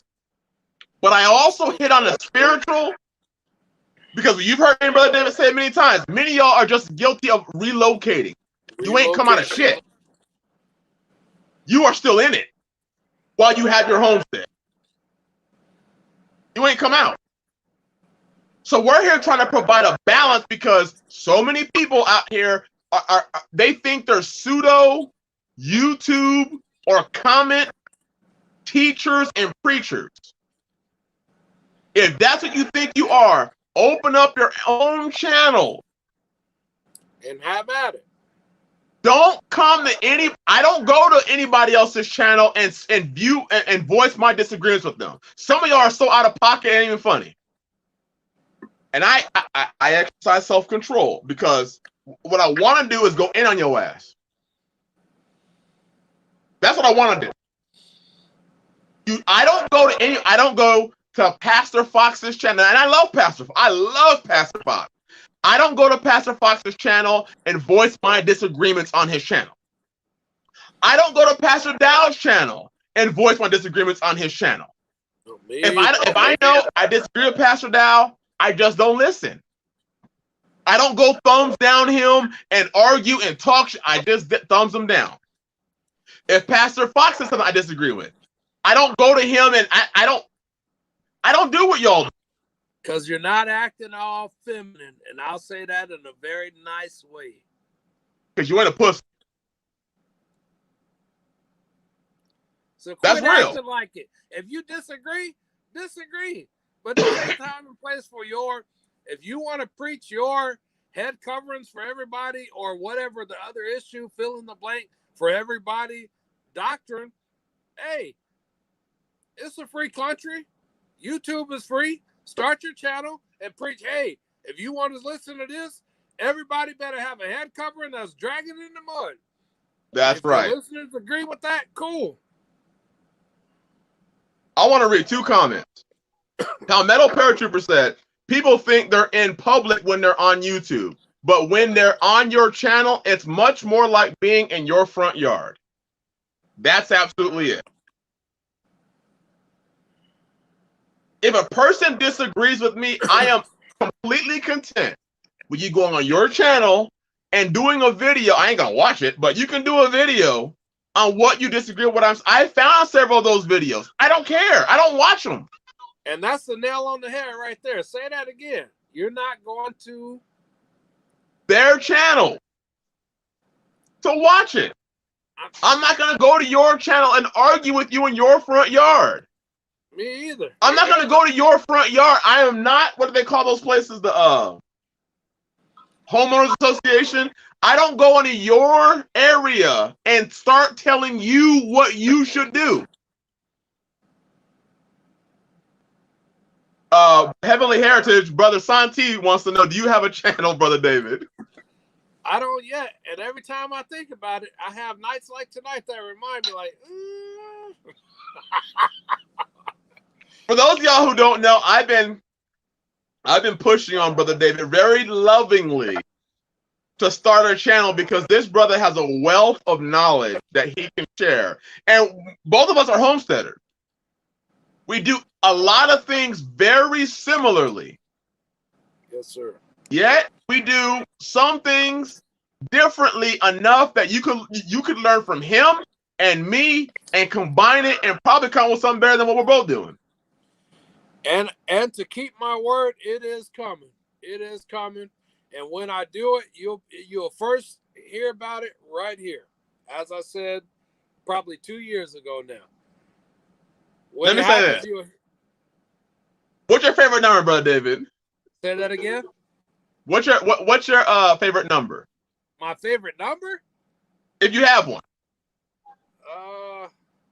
Pick one.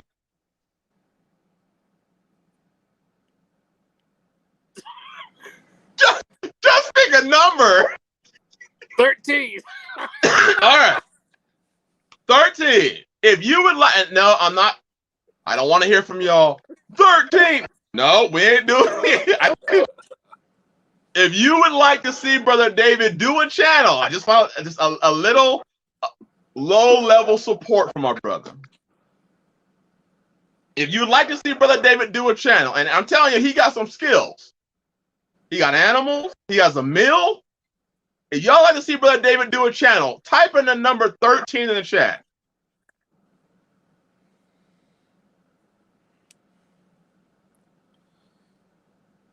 All right, moving right along. Wait. I'm waiting. Because I'm seeing quite a few 13s in the chat right now, Brother David. Dang, they missed the cue.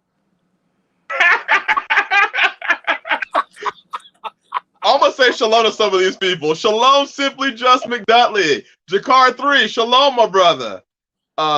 Melissa Boyers, forgive me if I mispronounce this. Cafes. Shalom.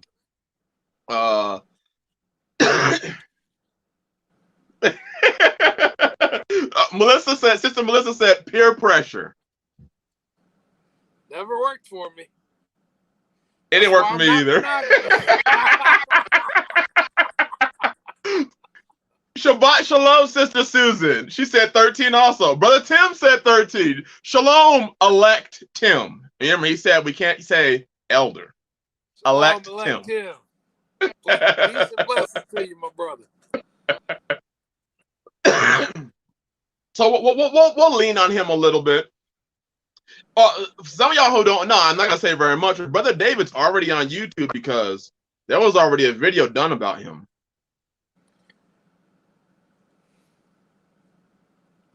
Moving right along.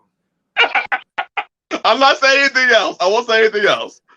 Bless y'all. I love y'all and I appreciate it. And it will happen. and when it is ready to kick off, you'll hear about it right here first, as I said, as I promised. So, yep. All right, moving right along. And Brother Reuben, no problems whatsoever. I agree. Debate is healthy. Order, though, is healthier. Or put another way, order is more healthy. So yes. Debate is good, but order is perfect. Perfect. There would be a perfect time and a place for us to have a discussion like that. Yes, sir.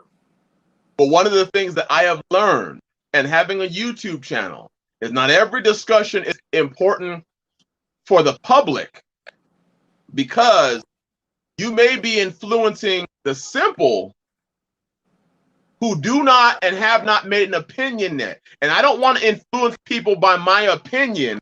I want to influence people by what the word says. Yes, sir. Same here. So, Brother Ken, I cannot link that video, brother. I'm saying it's all on Brother David. But I'm not saying anything, brother. But as far as debate is, there's a time. The Bible says there's a time and a place for everything. That's right. If we think a live stream where we're already headed in a direction is an appropriate place to debate head coverings, and at the end of the day, all we asked was, where does it say in the Torah? And all we're looking for is a verse. We're not looking for an extrapolation, just a verse. Because if it is, I will stand corrected. And I will correct what I said. We will correct what we said and tell women you have to wear one. But to give your opinion on what you think a particular verse says is not stating the verse. It's stating your opinion on what you think the verse is saying. Just to show how much of a non-peer pressure kind of a fella I am. For this next week, I'm not going to have my wife wear a head covering.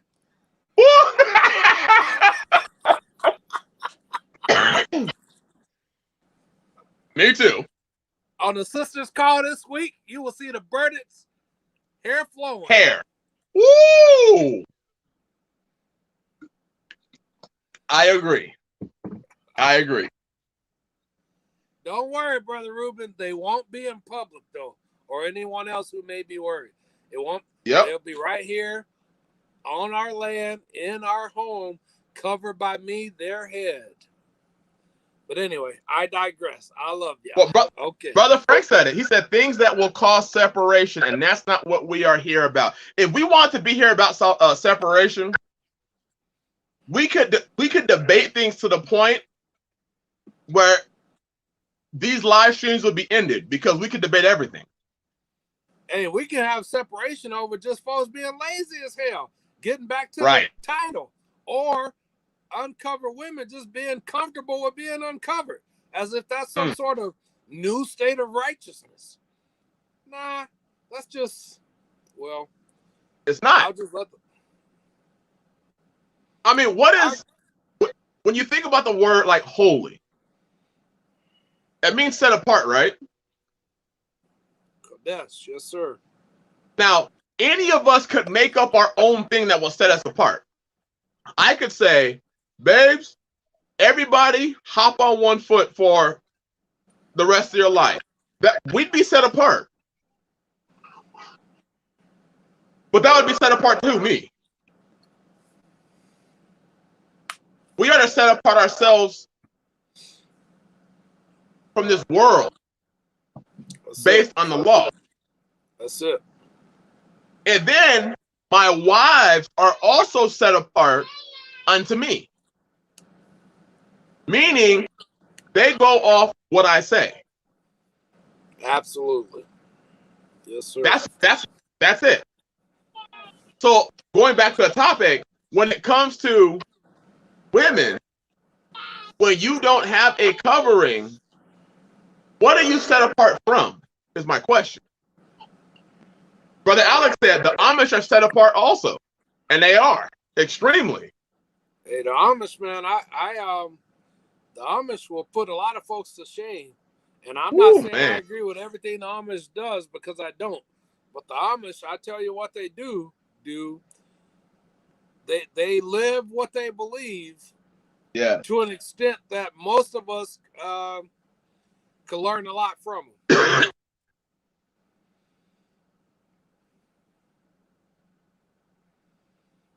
And the Mennonites following after them. That's right. They do have coverings. I would call them more like coverettes. These little bonnets, these little partials. But hey, it's all good. Hey. Again, who are we to argue over coverings? Right, and I think that's really what the problem is in this faith. A lot of the times, is that we are so accustomed to your covering. That yes. Oh man. Because after you say covering, now it's what's the definition of a covering? Is it a hat? Is it a bonnet? Is it a handkerchief? Is it a head wrap? Is it a what is it? Here's what I'm about. Let's just do what the book says. I saw, Brother Reuben, I don't have a problem with you, brother. I don't have a problem with you. But you said there isn't a literal thou shalt cover. Well, there is a literal thou shalt not kill. Hey, there's not only a literal thou shalt not kill. Yah is so specific, so very specific. This is the Yah that we serve.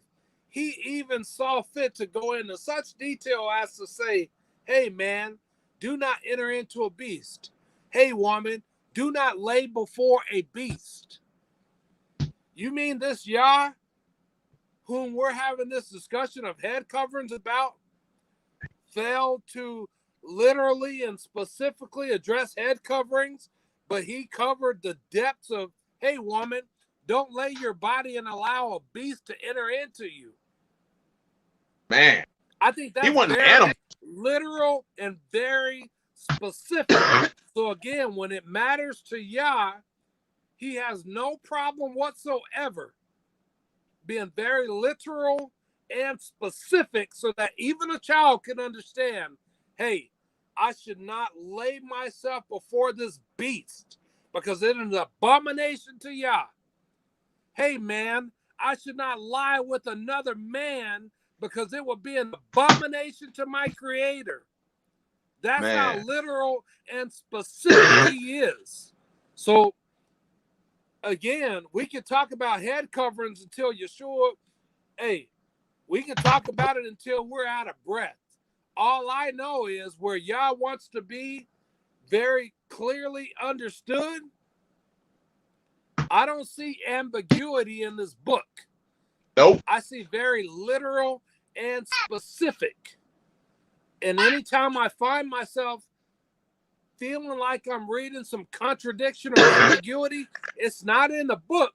It's in my understanding. It's not the book that needs to change. It's here. Brother Alex said, bury your shit. Don't uncover your father's nakedness. Don't steal things. Very simple command.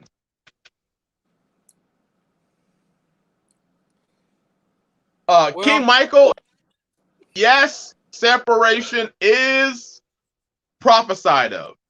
And the reality is the leaders are going to be the ones separating. You know, the Bible says, you know, a man's own foe shall be they of his own household. And we immediately assume that to be, that's going to be my brother or my auntie or my uncle. Man. Israel's a household also, isn't it? It is. And aren't you finding yourself, brothers? I saw Brother One More, shalom, Shabbat shalom. We find our enemies to be the greatest, not even amongst the heathen it's among those in that say they are in the faith. That's so true. I have been attacked more than by those that say they are Israel or believers or whatever term you want to use, commandment keepers. I find myself attacked more by them than by any of these so-called heathen. I find more heathen in the faith than I do outside of the faith. Absolutely. And we think that we are Israel because my skin is, look at my skin. No, that their skin just means you Hebrew. Brother, I gotta go in for a minute. Go ahead, bro. When you're done, though. No. I give you the green light, brother. Go ahead. I just want to hit on something real quick because this is just another example, in my opinion, of while it is so important not to just solely go by how we have heard this book preached, but instead to actually read the book with our eyes and allow the book to define what it means. All right, so I heard Brother Alex's comments. He said, bury your shit, do not uncover your father's nakedness. The bury your shit, check, I agree. Don't steal things, check, I agree. Those are very simple commandments. The middle part, though, well, hold on just a second. Because I've heard that preached. Yep. Do not uncover the nakedness of your father. So the preachers will say, hey, that would mean you better not see your father naked. That's not what it's talking about. That's not it. Go back and look at, actually, all you have to do is do a word search of uncover the nakedness. Actually, you probably don't even have to do that. You won't have to even leave the law. Nope. Just look in the law itself and look at all the examples when it says don't uncover the nakedness, and you'll be surprised at really what it's talking about. What is your father's nakedness? It's your mother. Or it's his wife. Or it may be not your mother, but it's his wife. Because your father's nakedness is his wife. It's not his ass hanging out because they don't have shorts or underwear on. It's his wife. That's why, who was it? Reuben? Yep. He uncovered the nakedness of his father's wife. That's just an aside, but it goes hand in hand in what we're talking about, the importance of us setting aside or bifurcating what preachers preach about this book and reading it for ourselves to see what it says. Let's go to First Corinthians chapter 5. I'm gonna back up what you're saying right there, brother. 1 Corinthians 5. Look at verse 1, brothers, so we can see what Paul was talking about. It is commonly reported that there is whoring among you, and such whoring as is not even named among the Gentiles, so as one to have his father's wife. So that means that the sons were sleeping with not their mama. Because people always ask, where do you see polygyny in the Bible? He's not sleeping with his mama. Nope. He's sleeping with his father's other wife. It's not his mama. It's his father's other wife. Because the son's naturally not going to be like, hey, I'm about to hit that mama. Nope.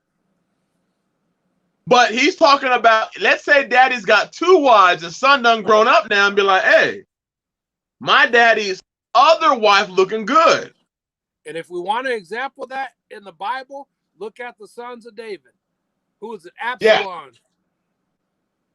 There you go. We can go back and we look at that. When David left because his son was pursuing after him, what did the son do? He went in and he defiled those women who were belonged to his father. They belong to David. Look at again, Reuben. It was Reuben, but I'm not talking about you, Reuben, in the chat. I'm talking about Reuben in the Bible. Yes. Jacob's son, Reuben, went into one of the women who belonged to him. Yep. Therefore, he uncovered his father's nakedness. That's it. That's it. So that's what, and if you read in the King James, let me read in the King James, 1 Corinthians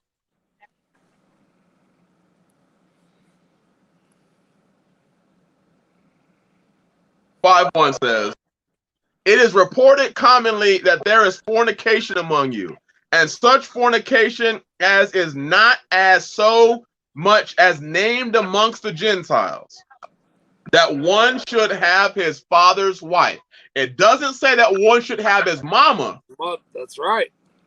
It says that one should have his father's wife, which means that, again, that son sees the other woman and says, damn. Because you have to look at this in a biblical perspective, brother and sister. For those of you, I would never marry a man 15 years older than me. Stop. When these men were having children, let's say I had a child. I'm just being real. I had a child. Let's say I had a child. My oldest child just turned 18 this year. Not in my house, but from a previous marriage. 18. Let's say that was a son. He turned 18. Let's say I just took a wife next week who was 20. He might be looking at his mama like, wait a minute, daddy, you just took one of the options away from me. He might be looking at his mama like, she's in my age bracket, not your age bracket. Y'all see what I'm saying? And we could back that up in the law. That's the law. Palmetto Paratrooper said, the father owns the nakedness of his wife. He owns it. See, this is why the Torah is so expansive. It's so deep. Nicole Marie, shalom, sister. She said Ham did it too, if I'm not mistaken. Did Ham do it? Do y'all know? I think absolutely. Yeah, I think so. I do think he did. Yes, he sure did. Yeah, yep. No, it wasn't Ham. It was who was Ham's father? It was Noah. Okay. Because Noah had Ham, Shem, and Japheth. It was Ham. It was yes. Ham that did it. Yep. You're right. Yep. And again, and Tisha said the Canaanites were cursed because of it. That's it. That's it. Now, yep. That's it. So, man, this stuff is so important because I have heard, I couldn't even tell you how many sermons I've heard hinted around at why the Hamites were cursed because of what Ham or what the Canaanites did and the color of skin and all this other nonsense. It didn't have anything to do with the color of skin. It had to do with the fact that this was a incestuous breed of people who came from the wickedness of the son uncovering the nakedness of his father, which was his mother or his father's wife. Meaning the son got some of his stepmama's wife vagina. Yeah. Palmetto Paratrooper said, it brings a whole new meaning to the term, I'm going to go ham. Don't go ham. Do not go ham on it. Whatever you do, don't go ham. Restrain yourself. Go get your own.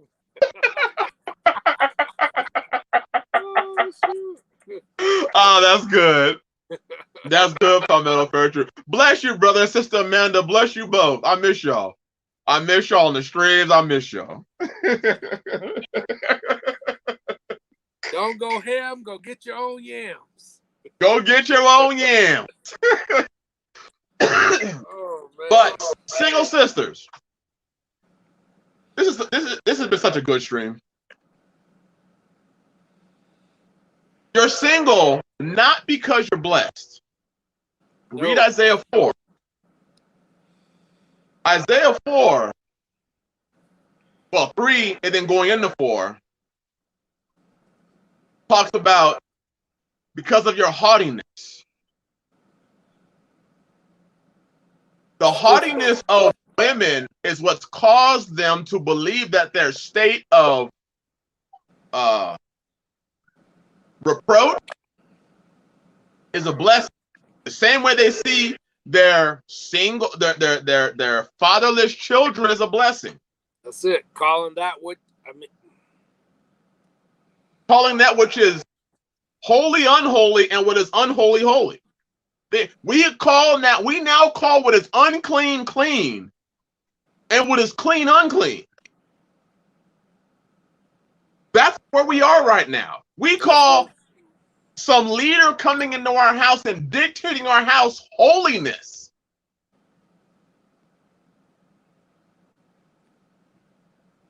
We call giving away our money, our possessions, righteousness. We call women who turn into men and men who turn into women good progress for this country. Yeah. Acceptable. Y'all call it an abomination. The Bible calls it all those abominations. But yet when a man says, hey, I want a wife, I want her to submit, bless you, Brother Ken. Shabbat shalom. When we say a man wants a wife who's submitted, subjected, obedient, we're oppressive. Right. We're chauvinistic. Man. I'm saying what the Bible has said, and you're supposedly in your Israelite, whatever you call yourself, you're saying that what I'm saying is wicked. You're saying I only submit to him if he's obedient to Messiah. When it says in the book, you can win him over here by a chase conversation, but y'all know you don't. Without a word, you ain't gotta say nothing.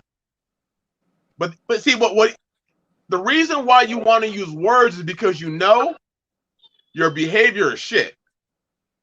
Because you can't trust God to move on your behalf. Nope. Because you know your curse. You haven't sowed those seeds or allowed the seeds sown into you. You've been stony ground. Yes. That's what it is. You know you're cursed. Yep. As a woman, as a wife, you know you're cursed.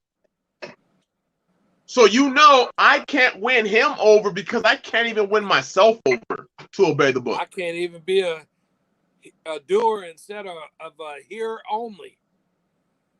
I can't even govern my own self. Put a hand over both of my mouth if necessary. A bar and a chain to shut this mouth up. To curtail this little member, this tongue, and stop it from doing evil. I can't even do that. Man. I tear this man's house down with my own hands, i.e. my own lips, i.e. my own tongue. I got to tell him how he ain't shit. Right. Because he ain't listening to me. He ain't doing it right my way.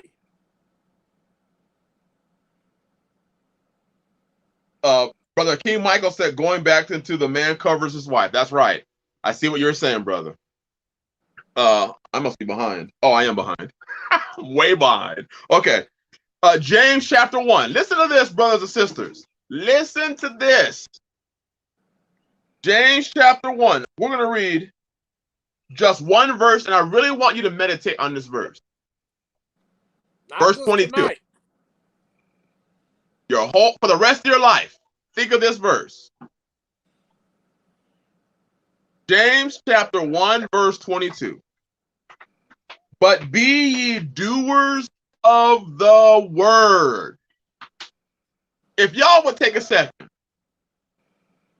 type out what do you think to be a doer of the word is. What does it mean to do the word?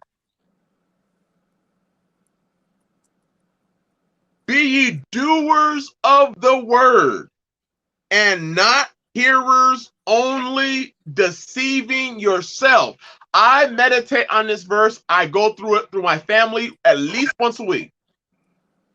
If you do not do the word and you only hear it, you will, guaranteed, 100%, no doubter, deceive yourself.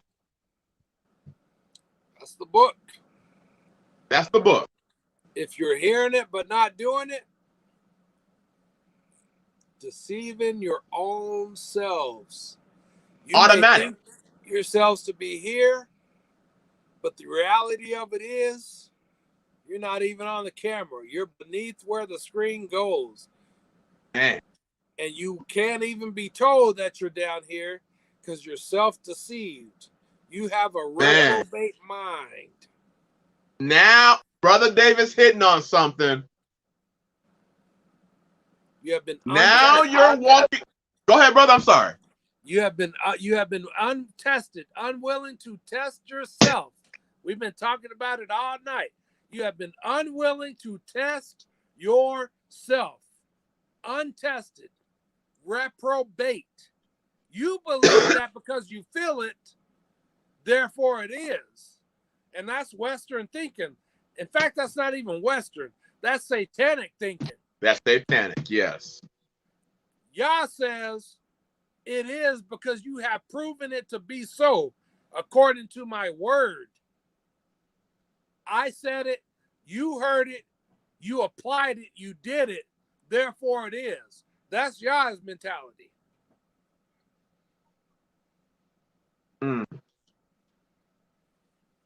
I want to read Sister Amanda's question. Nothing to do in there with how you felt or what your mama said, what your best friend said, what your daddy said, your granny said, your girlfriend said. None of that was in there. Yah said it, you heard it, you applied it, you did it. Therefore, it is now tested.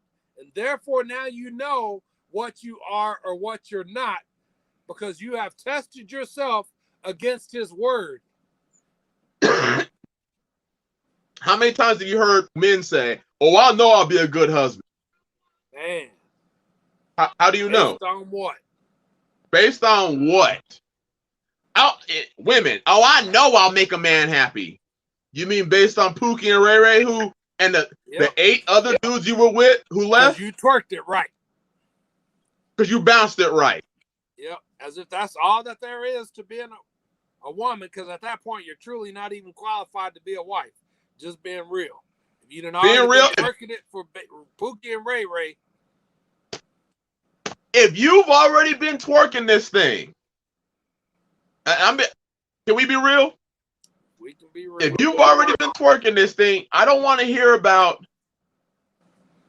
you're ready to be a wife.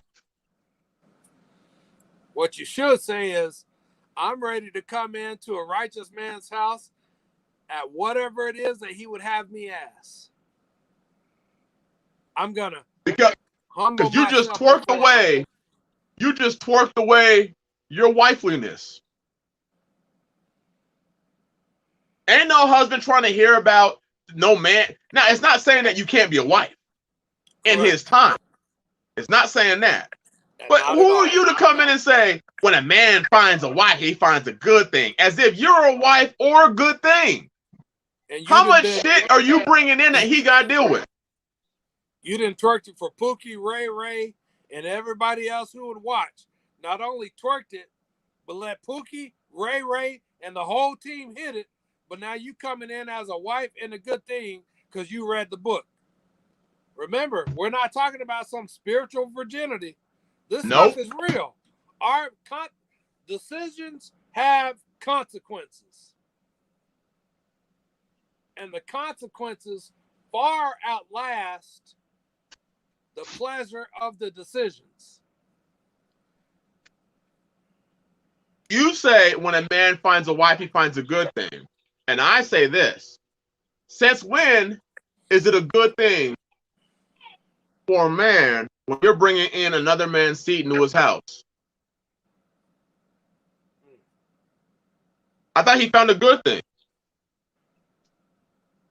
So how is it that he's supposed to take another man's seed into his house and call it a good thing?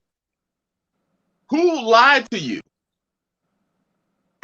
Sister Priscilla said, my husband is laughing at spiritual virginity. Bless you, brother. The head of Sister Priscilla, bless you.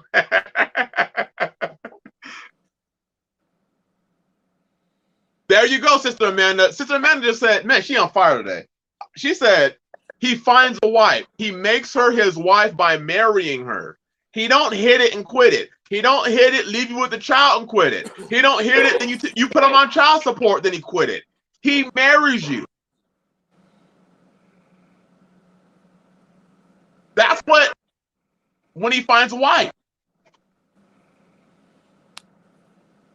We see being a wife today as, I done played myself out. I done hand the vagina over to quite a few men. They've already been in it. They've already deposited their seed into it. Man. And now I'm trying to tell, and let's say I bore forth one of his children, one of Pookie's children. Now I'm going to this guy over here and I'm telling him, well, you found a good thing. How? Pookie's child is a blessing. It doesn't No, matter he that ain't. It doesn't matter that Pookie literally served Satan. You're saying Pookie's child is a blessing because he came through you, your vessel. You cannot get more backwards than that.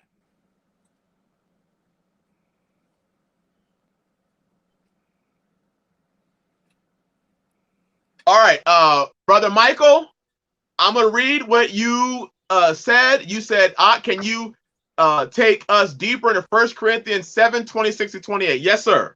But I think the important thing is to look at verse 25, brother. Look at verse 25. There's something very telling in verse 25. All right, brother. Verse 25 says, now concerning virgins, I have no commandment of Yahweh, yet I give my judgment as one that hath obtained mercy of Yahweh to be faithful. What does that say? Does that say this is a commandment of Yah, or does this say this is Paul's opinion? This is Paul saying, I'm setting Yah's commands aside to answer your question presented to me, because you didn't ask me about what the law says. You're asking Paul what Paul thinks. So Paul's setting the law aside and saying, hey, I'm going to set the law aside for a minute and say, here's what Paul says as it pertains to this issue. Here's my thoughts, i.e. my opinion, my judgment. There you go. And now, mind you, remember, we still don't know what the letter said to Paul. And missing that context is very important. All we ever read in Paul's writings are responses to letters that we have no idea how they were written, what they said, or anything. So now, reading it in that context this is Paul's opinion based on what he hath obtained from Yah. I can tell you what I've obtained from Yah. But if you ask me, hey, brother, should I leave my wife? I can tell you what the law says. Then I can give you my opinion. The law can say, yeah, you know what? She disobeyed you. Get rid of her. My opinion would say, look at what you've done. Consider that fact as well. If you decide to get rid of her, hey, that's the law. If you decide to keep her, hey, that's the law. You don't have to get rid of her. Especially if you've seen inside yourself that you have been you have failed in many areas. So we have to read that verse 25. And if you read all through chapter 7, that's right, Sister Cassie. Yes, I did. Yes, I did. If you read all through chapter 7, for instance, look at verse 10. It says, and unto the married I command, yet not I, but Yahweh. Let not the wife depart from her husband. That's a command from Yahweh. Wives, that's a command. Not you Paul's can. judgment. That's not Paul's judgment, as Brother David said. That's a command from Yah. Wives, you are not to leave your husband. If you leave your husband and you break that command, you're in sin. And if you dare decide after I leave my husband, I'm gonna go get remarried, now you're an adulterer. And as it says in the Sirach, now you're adding sin upon sin. For first, you left your husband, which you were commanded not to do, and now you've raised or born a child through another person. So you're adding or engaging in sexual intercourse with another person. You added sin upon sin. Because the first was against the law, as it stated, don't leave your husband. Paul just told you was the law. He said, Yah commanded it. And Palmetto Perjury said, objective introspection is solid advice in that situation too. But it's still an opinion. That's right. I could give you wise counsel or good advice in a situation, but it's still my opinion. So look at verse 11. And if she depart, let her remain unmarried. That's command of Yah. Wife, if you... go ahead, brother. I just said or. There you go. Or, as Brother David was saying, be reconciled to her husband. And let not the husband put away his wife. So husbands, put away does not mean divorce. Put away means do not send your wife out of the house without a bill of divorce. Don't separate from your wives, men. Don't get rid of them without a bill of divorce. That goes back to Deuteronomy 24, where the two things that are needed for divorce are to give her a bill of divorce and put her away or put her out of your house. I'm going to read another verse real quick for those who need a second witness. Yes, sir, brother. Romans 7:1. I heard Romans mentioned earlier, so we'll just go there. 7:1. Know ye not, brethren, for I speak to them that know the law. It's funny how Paul always said that. Yep. How that the law had dominion over a man as long as he liveth. For the woman which hath a husband is bound by the law to her husband as long as he liveth. So you want a second witness to what he was talking about? There it is. There it is. And as Palmetto Paratrooper said, if you leave your husband, wife, you're on your own. But if he puts her away, if he chooses to, men, you are to provide for her food, clothing, until you give her that bill of divorce. If you kick her out of your house without a bill of divorce. So you're going to kick her out. If you're going to put her away, you might as well give her a bill of divorce. Right.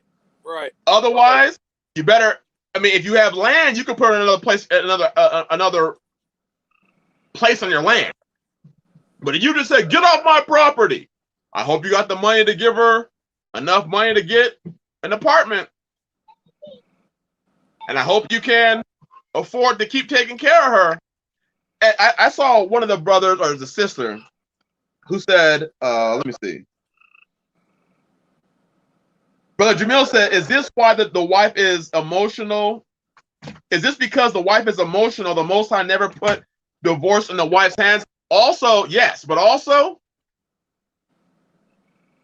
we don't divorce Yah. That's right. Or Yahshua. He divorces us. That will completely destroy the picture. That would give the power to the woman. If you want to know in history, if you look at the word divorce in regards to a woman, the woman was not allowed to divorce men biblically until they got into Rome. The Romans gave the women permission to divorce their husbands.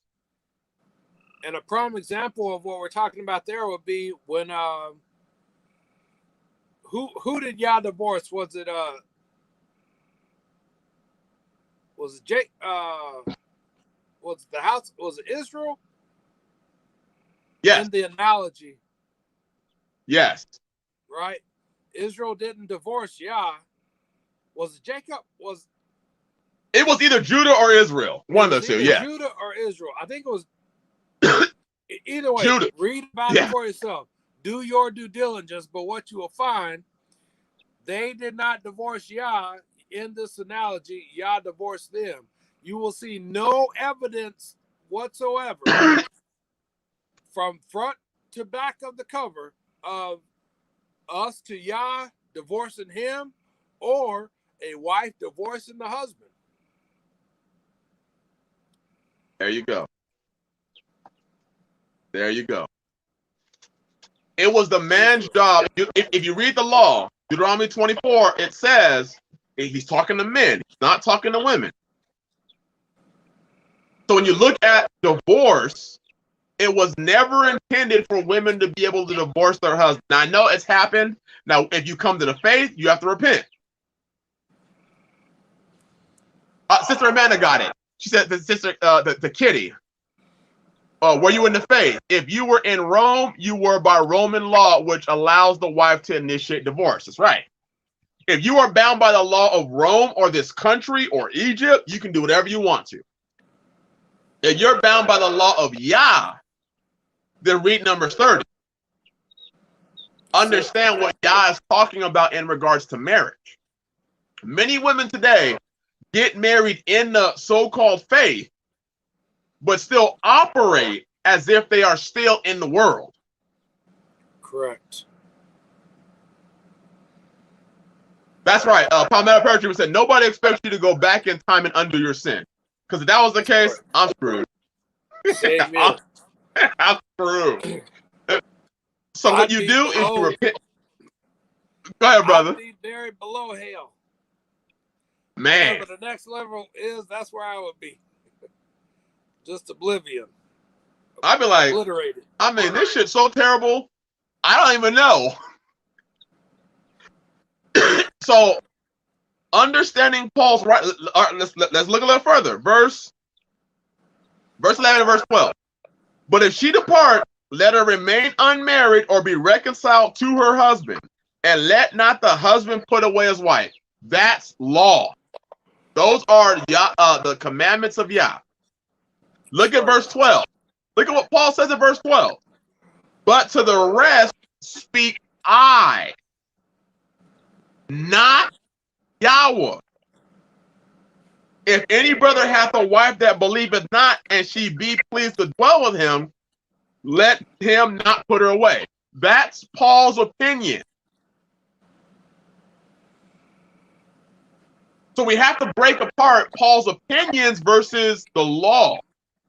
So even though he spoke from the law, Paul still told us, hey, this is coming from me.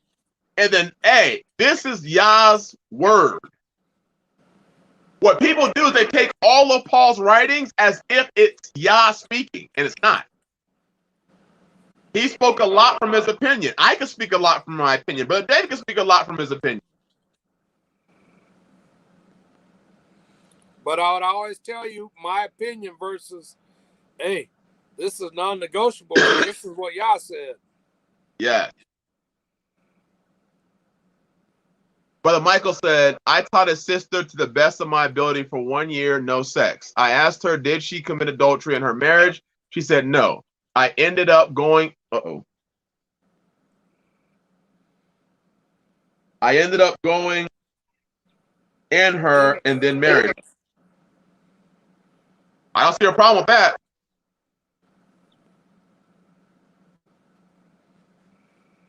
From what you said, if that's the details, I don't see a problem with that. I think the problem. It's the rest of it's the next. Okay. 5 months later, I found out she was an habitual cheater on her husband and other things, so I divorced her. Was I wrong? You were wrong as you were an adulterer, but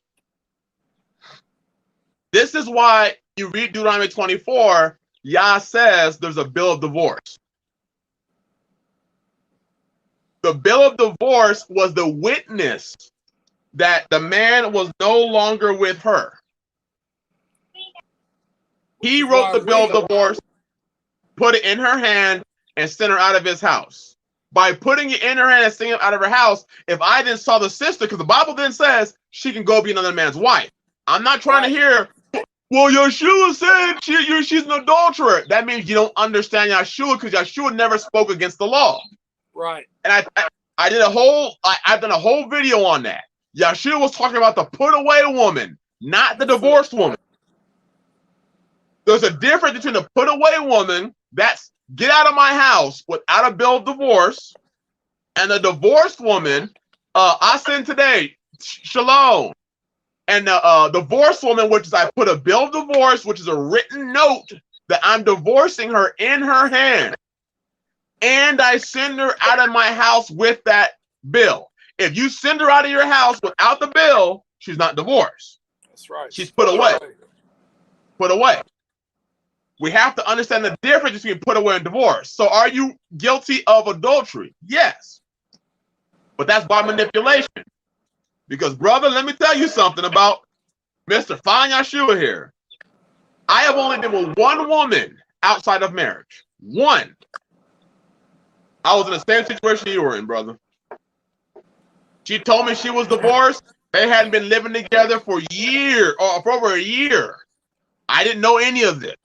Everyone where I worked thought she was divorced because she told everybody she was divorced. I come to find out she was married. She even went as far because her husband was gone for long periods of time. I'm going to tell you all this. Her husband was gone for long periods of time because of his job, like months. She took all the pictures of him off the walls and everything. Come to find out, and here's how I found out. The husband came into the house while I was talking with her. We were in her house, on her couch, talking. And the husband came in and started crying. And said, again? And I was like, whoa, what the f? And I went in. And I walked out. Because I was only talking with her under the idea that she was single, unmarried. This woman went as far as removing pictures off the wall because he would spend weeks out of the house at a time, and then would only come home for 2 or 3 days and then go back out. And she gave him the green light where he was a firefighter. So he'd be gone during the summer for long periods of time. She gave him the green light. If he saw somebody that he was interested in, he could get with her. Now, this is before the faith, obviously. And he walked in while me and her were talking on the couch and said again, come to find out, everybody at the hospital I worked at, it's not out here, it's in California. Everybody at the hospital I worked at, like 3 or 4 of them dudes that slept with her. She told me all these stories about, oh, I want to get married to you and we want to, no, I wasn't in the faith, and you know what I'm saying. But still, I've only saw one person outside of marriage. It was her. And here I am thinking the whole time, we're going to be together, yada, yada, yada. Come to find out she was married. And the dude said, again. So I understand that feeling, brother. I get it. And guess what? It was sin. I repented. I pleaded with the Father. Father, you know I didn't know. You know I didn't know. I would have never gone into this thing if I knew she was married. There are many married women who have talked to me, and I found out they were married like hell no. There have been many, and brothers, y'all be careful. There have been many married women who are, when I was in the faith, since I've been on the rock, my brothers, who are married, so-called in this faith, who are trying to talk as if they weren't. There was a woman trying to talk to me. She had like 4 children. Was married. Tanisha actually found her out because she was on YouTube on a different channel talking to the people as if, and let it out. Yeah, I'm married with 5 children, da da da da da. But she was talking to me as if she wasn't married. When I said, "Who are them children in the background?" We were talking on the phone. She said, "Oh, those are my nephews." When I found out she was married, I confronted her. She blocked me on the phone. Didn't want to talk to me no more. I said, "That's right, bitch. You don't want to talk to me." And I did say it, bitch, because you are shameless. You are a shameless woman, and you shall be counted as a dog. You are not going to sit here and claim Messiah with your head covering on. Y'all don't know the things and the people that I've seen in this space. This is why I say the head covering don't mean shit for most of these women.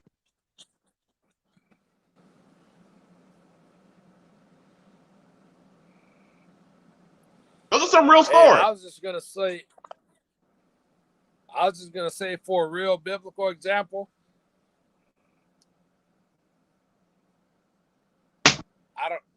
I don't know if it's for encouragement or not, but I think that we can take it as such. Y'all call David a man after his own heart. Man. I don't have that title. I don't believe Brother Chris has that title. I don't know if anyone else on the walking the face of this earth at this point in time who has that title. Yet King David did. And yet we can look and see the adultery that he committed with Bathsheba, the wife of Uriah the Hittite. Yep. And we know and understand the penalty of adultery to be death. But yet, did David die? No. Now, am I saying go and commit adultery intentionally? Absolutely not. By all means, I'm not saying that. But I'm just saying, hey, we can be grateful and be thankful for the mercy of Yah.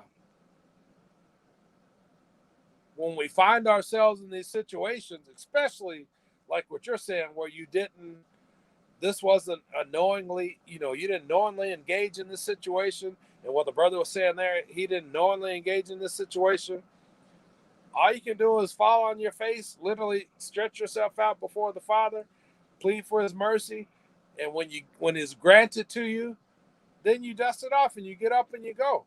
If it costs you something, you be willing to pay that which it cost you. It cost David the child. Yep. That was conceived in that situation. But it didn't cost him every child because Solomon was born. It cost him that first child. And he was like, hey, please don't take this child. Please don't take this child. Y'all took the child. Hey, he didn't keep fasting. He got up, he ate, he washed his face, and he pressed on. Y'all made his judgment. David was like, hey, I got to roll with it. This was y'all's judgment. We have to do the same thing. We have to say, hey, this is what I did. Whatever your judgment is, Father, I'm going to take. And I'm going to keep pressing forward and serving you. And I'm thankful that you still allow me to do so. Man. And that's it. That's all we can do. And I know people are going to get on the channel and be like, see, he's done wrong. I told y'all. Not everything that I did. Now, there were many things that I did do. And adultery wasn't one of them. Sexuality wasn't one of them that I knew were wrong. And a lot of those things ended up, the streets. But I had rules that I lived by. Sister Melissa, I want to answer that question because you said you're still confused, which is okay. And then we're going to get off because we've been on here for a while. We've been killing it. Look at Deuteronomy 24, sister.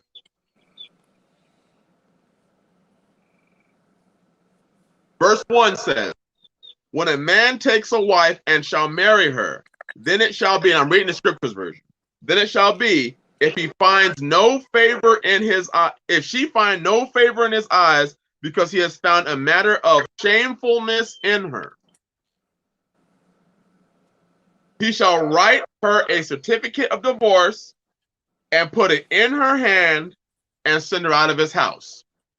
So there's two parts to a divorce. That's writing out a divorce. I'm divorcing you, the date, the time, and the reason. I would put the reason. Put it in her hand and send her out of your house.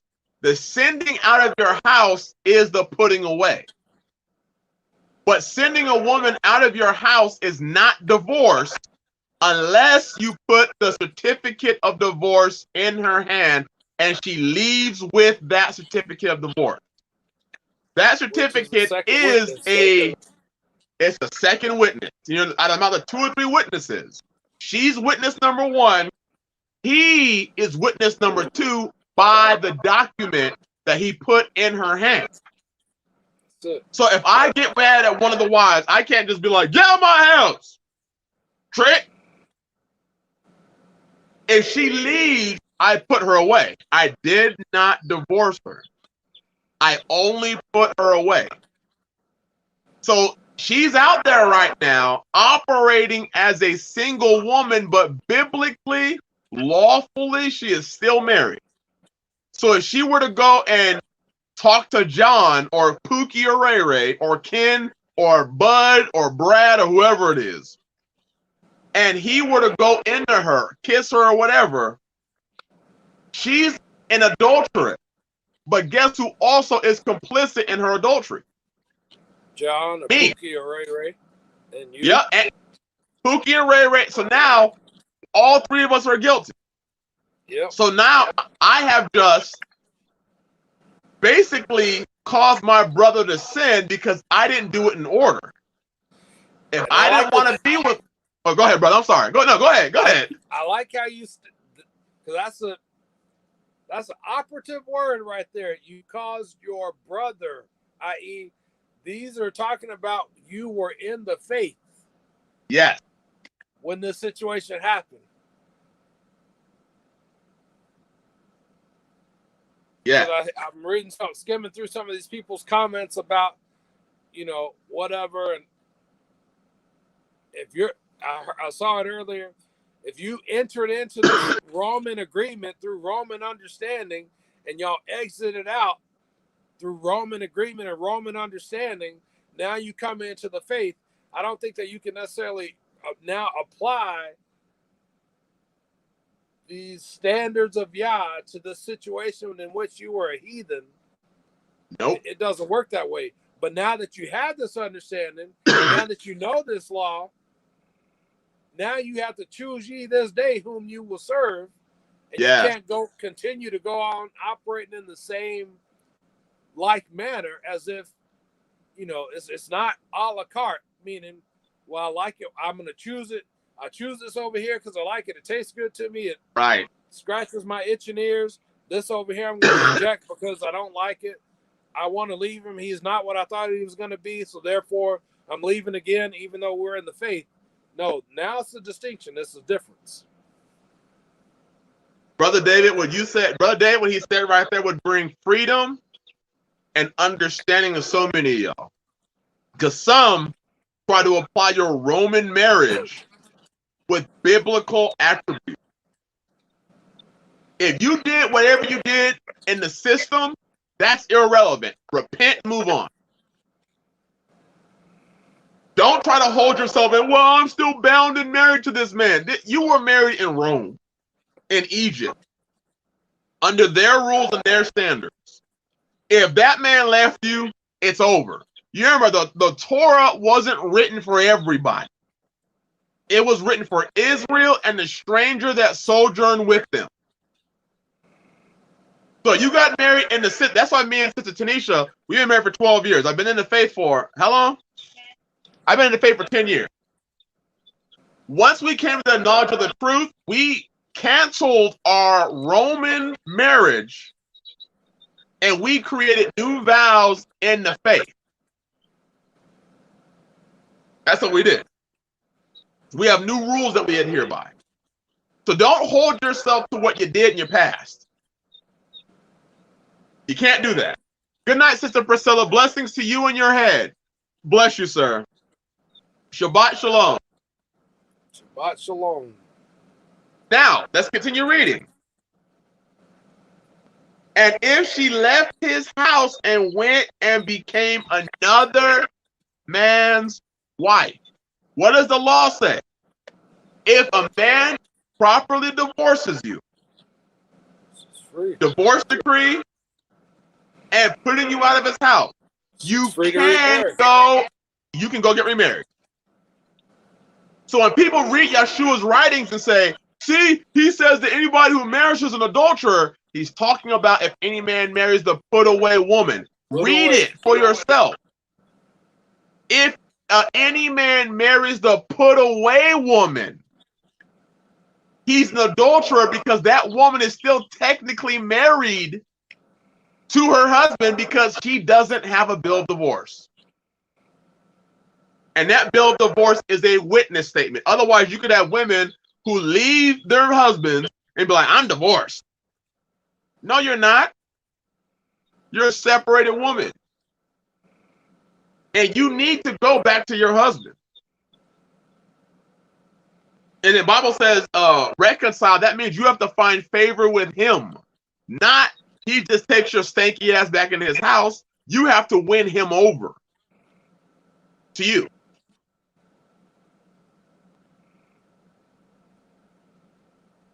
This is the problem. This is why we have so much adultery in the faith. This is why we have so many marriages that are cursed. This is why oftentimes, I saw Austin today said, is polygyny the norm? I wouldn't say it's the norm, but I will say that a lot of women are looking at polygyny and saying, well, shit, if that man's capable of taking care of one of his wives and they're happy, and two of his wives and they're happy, I'm gonna do that. I'll be happy. And some are saying, I still want my own. But even in polygyny, a lot of women come into polygyny still carrying the monogamous mindset. Yep. They still want their own way, even though there's multiple women there. So I wouldn't say it's the norm. It's talked about a lot. One of the reasons why you don't really hear me talk about it, my channel started off on polygyny. But the reason why I don't talk about it anymore is because everyone's talking about it. And everyone's saying shit like, if you don't want polygyny, woman, you're wicked. The Bible don't say that. The Bible don't say if you want, you have to, in order to be righteous, you have to want polygyny. What you should want is to submit, obey, and subject yourself to your husband. And if he wants 2 or 4 or 10, that's on him. Not you.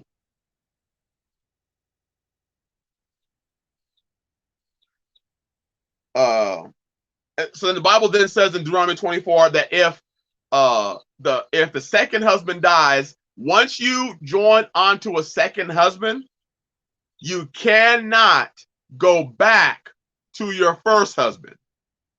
Cannot. He's off limits. You're defiled to him. You are defiled to him. So and no, there ain't nothing like that happening. But let's say one of the sisters said, I'm leaving. Or I divorced them. They can't say I'm leaving. But if I divorced them and they went out and became another man's wife, and that man died, they can't come back to me and be like, all right, I want to come back to you. Can't. You're defiled to me.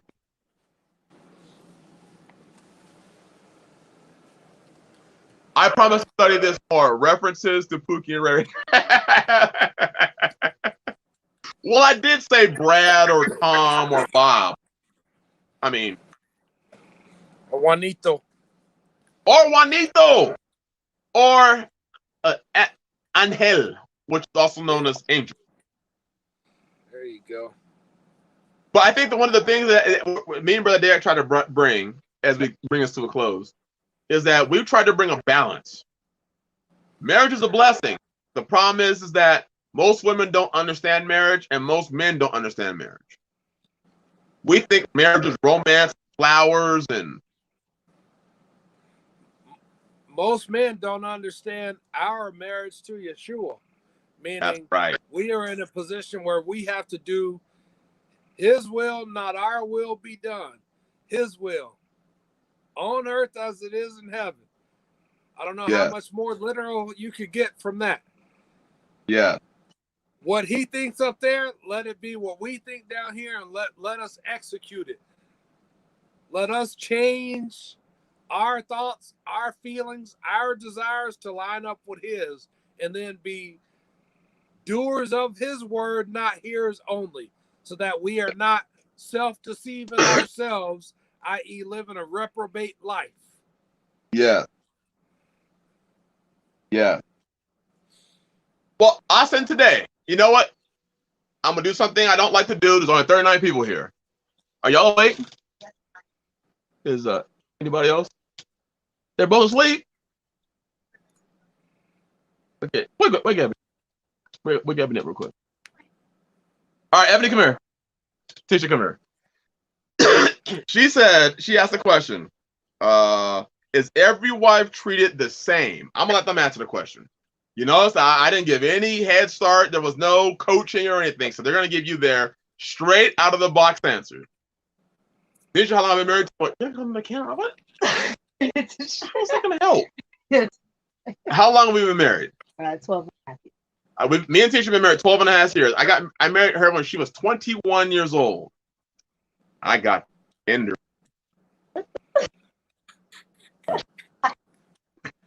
My man, my brother. And then Ebony, how long have we been married? We're married 2.5 years. He's still.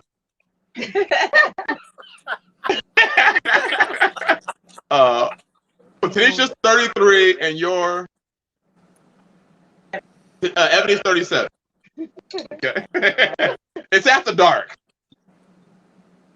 Brother Dave was cracking up. Ebony said you were cracking up right there. Are y'all treated? Now listen to this, and I'm gonna let them answer free. No coaching. Are y'all treated the same? No. Okay, come to the camera. No, master. No, master. The answer is no. You mean you ain't running a communist compound over there? A communist compound. Equal pumps, strokes, equal everything. My bad. No, hey, that's real. Because some women think, well, if you're with her, you're supposed to be with me. If you spent 50, because sometimes that should be like 5 minutes. So if you spent like 20 minutes with her, it's gonna be 20 minutes with me. I'm gonna give y'all a free rein. Go ahead and speak a little bit about it, so that others who may be looking into this could have an understanding. What do you mean I don't treat y'all equal? Oh, the same. I didn't say equal. You're right. I didn't say equal. What do you mean I don't treat y'all? Ebony, I'm gonna let you speak first. This is the one who's been here for 2.5 years. My second. So I'm letting her speak first. So that then she can fix it if I'm wrong. Go ahead. Well, we're two different people. For one, she has been married to Master longer. She knows him more. Different situations, different mindset. Kind of like you don't treat your children, or a husband doesn't treat his children the same. Depending on how they learn, the mindset, what they do, what they need to be corrected on, what they don't need to be corrected on. So different aspects. So no, we are not treated the same. I think. Wait, that's our brother Dave shaking his head also. So I want brother Dave to be able to speak on this. Sister Tanisha, go ahead. Pretty much the same as Ebony. We're different people. Different women need different things. And the man kind of knows what each woman needs and how he has to deal with each woman. Wait, the man knows? Yes. Wait, so the woman don't dictate what he should give them? No. Oh, okay. No, master. And if Lydia was here, she's resting right now. I'd bring her on, and she could explain it even better because she's been here 8 months, 9 months. But the man knows what each wife needs and how he has to deal with each wife, depending on what they are accountable for, what they know, what they don't know. So for example, myself, been here 12 years, but people are like, oh, well, she been here 12 years, she knows them more, which supposedly is definitely true. However, if you know more, then you know to do better. So if you're not doing better, then you also get your judgment is harsh or harder because you know better versus someone who does not know better. It may not be so quick to rush into a harsher level of judgment initially until he knows he has them to a place where they have enough understanding. So, you know, he holds them to a different level of accountability in certain areas. But, you know, then in some ways, my sisters are like older than me, put it that way. So in some ways, he expects a level of maturity from them that sometimes he may not always expect from me because he's like, she's technically the youngest. So I am. Yeah. She's 33, you're 37, and then Lydia's 38. So Tanisha, who I've been with for 12 years, is actually my youngest wife. The other two are older. So I think the men. Well, I know. I don't think I know. I know that the men know how to balance those things out, or when they don't know, that's what they have Yah for. That's where they take time to learn each of their wives. Our master spends a lot of time watching us and watch how we move and function. He spends a lot of time getting to know us, pay attention to how we do things. If your wife with a better attitude, why would you get treated, harder if your attitude is good, but then another wife has bad attitude, So they balance it out based on what they know about their wives. So no, it's not going to be the same. It's going to be based on those things. Now, do they love you? Yes. Those things are. Well, let's ask. Not changing. Ebony, do I love you?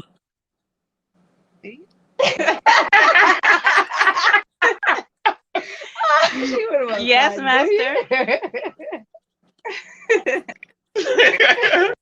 Tanisha? I almost want to say the same thing, dude. I'm like, okay. Just mess around. Yes, he does, because, yeah. I don't have to be here. I deserve not to be here, so I'm still here for a reason. There got to be some love in that if he's been this person. Because I have not been easy all the time at all. So if he didn't love me and he's just like, get rid of me, he had every reason and right to do so. So yes, I believe he loves me. I wish Lydia was big. Let's get that, even when they talk about polygyny, they always get this perception of it's equal. But the Bible tells me I can't diminish my first wife. So I can't take away. Now, some of you sisters take that way out of context. He can't spend time with you because that's my time. No, it's my time. I'm the man. That shit's mine. You mine, you mine, you mine. The time is mine. But if you have an understanding of what it means, and I want y'all to do some research on it, what it means to not diminish. Because some of you have the perception of, well, if he spends 5 hours with me, he can't take an hour away I'm not taking an hour away from you. Right. What do you mean it's your hour? An hour away from you. I'm taking an hour away from me. Yeah. Right.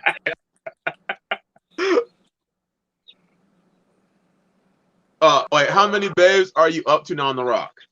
All right, I'm gonna say this real quick. 8. 8. And I don't plan on stopping. Yeah, all right, brother Jamil, this is unscripted, and even when they're talking, I don't have like oh my gosh, what are they gonna say? I don't have that, because whatever they say is from them. It's about damn time we had some honesty.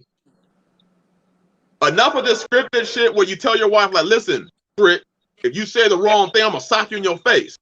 Yeah. Now smile. Don't get over and here you hit at the record. feast and show out. There you go. You better act right on the feast days. I'll let you act a fool all the rest of the year. You better give me these feast days and pretend like you.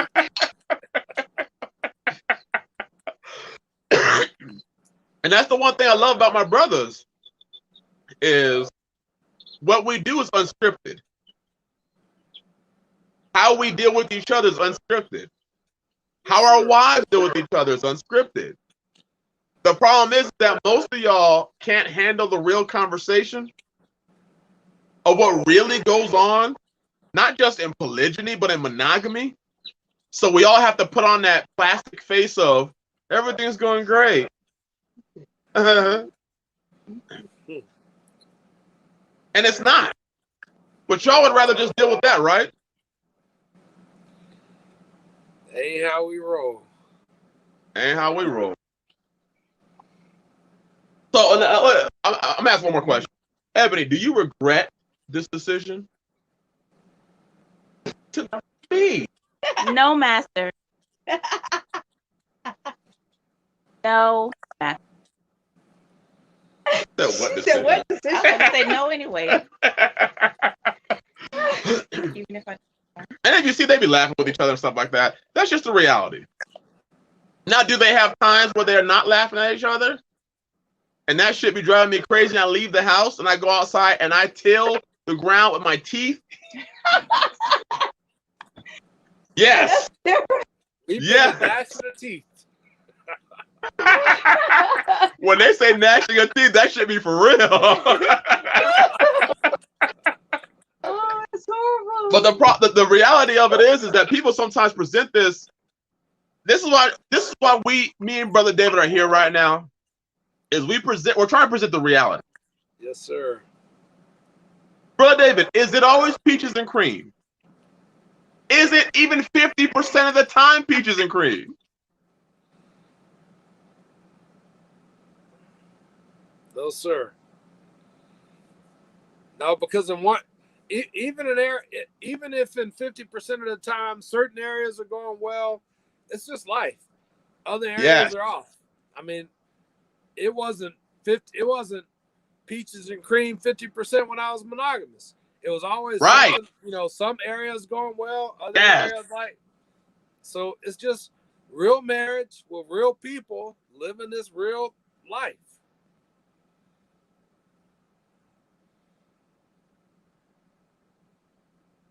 Shabbat shalom, Brother Alex. What Brother David is saying is true right there. I think that sometimes some of y'all men be trying to convince women to polygyny. Like a Brother David, you ever do any convincing? Oh, no, sir. No.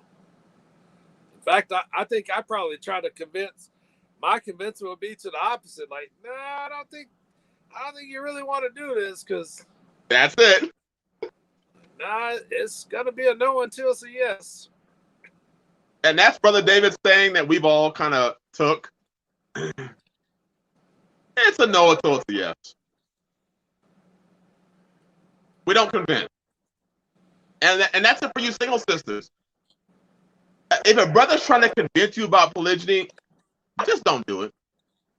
Right. You should want to be covered to the point where you're willing to take and be thankful for whatever Yah's given you. Because you know it was given to you by Yah. And if you're not willing to take it, then just be like, hey, Yah, I will only take what I want. Period. So, some of ladies try to convince because they need help in the homestead. Well, you know what, Sister Cassie? I have noticed an influx of wives who are now, they used to be kind of shy, and they're now kind of like, yeah, my husband needs another wife. And it wasn't that way at first. It used to be like, kind of hitting, like, I don't want to say nothing. Now the women be speaking up like, listen, my husband needs another wife. Because once you experience it, once you kind of have it, you don't know what you didn't have until you don't know what you had until you don't have it. right. So a lot of you single sisters don't understand what sisterhood is about because your whole life has been about you. And monogamy. A lot of women who are married don't know what marriage is, don't know what polygyny is about because it's always been about you. But once you kind of get around other sisters, that's why we have things like the feast days where you can come, you can visit, you can come as a single sister and fellowship and kind of see like, oh shit, excuse me, that the men here aren't beating them. No, I know that society has given them a perception of what it's like. Again, let me tell you, do we have problems? Yes. Does monogamy have problems? Tons of them. Look at the 78% divorce rate in monogamous relationships. Whenever somebody tries to say, look at the Bible, every time in the Bible you saw polygyny, it turned out bad. I just say, look at Adam and Eve. They started off in monogamy. Look at how that shit turned out. Jezebel and Ahab. Ananias and Sapphira. Nabal and Abigail.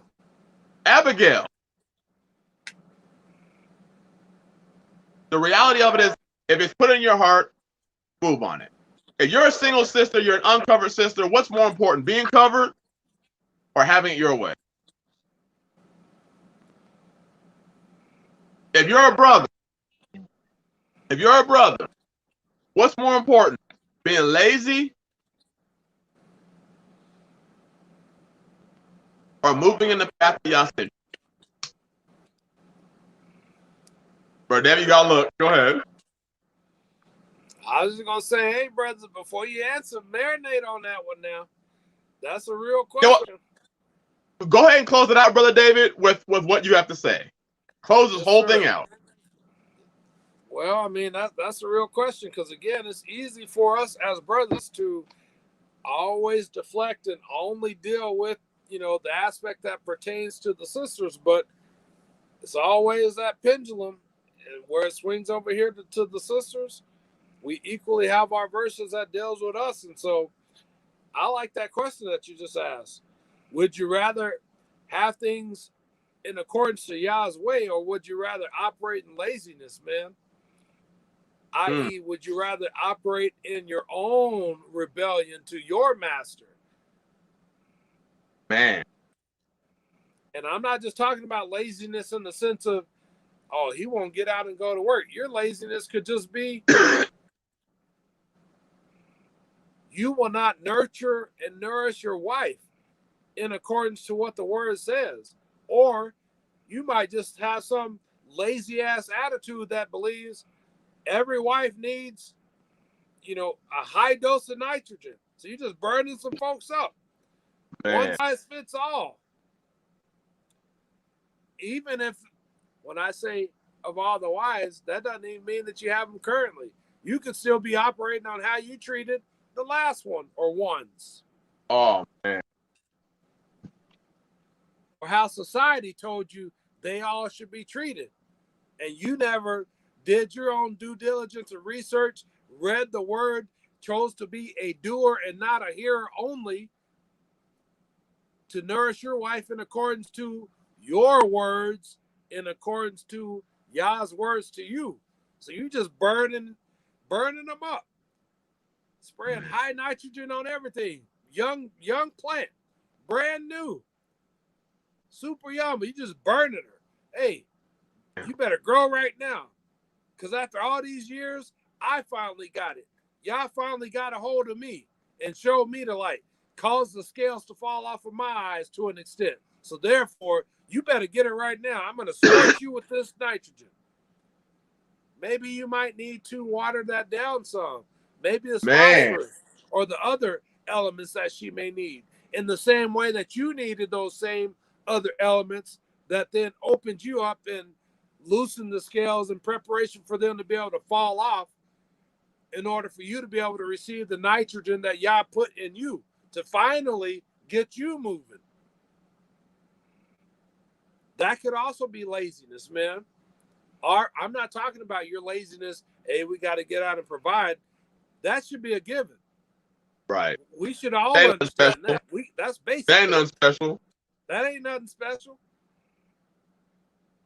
What about how you are to your family and why? Are you still treating, if you're monogamous, are you treating your current wife based on, does she have a specialized formula that Yah has given you for her? Or are you just kind of doing this one size fits all approach? You just burning her up because the world said this is how you do it. If you have more than one, are you operating in this false perspective that is one size fits all? Hey, she got it today, so she better get it. The fire's hot. I better make sure I'm burning everybody up. She's been firing on all cylinders, but now all she's getting is scorched because you have no discernment. Damn.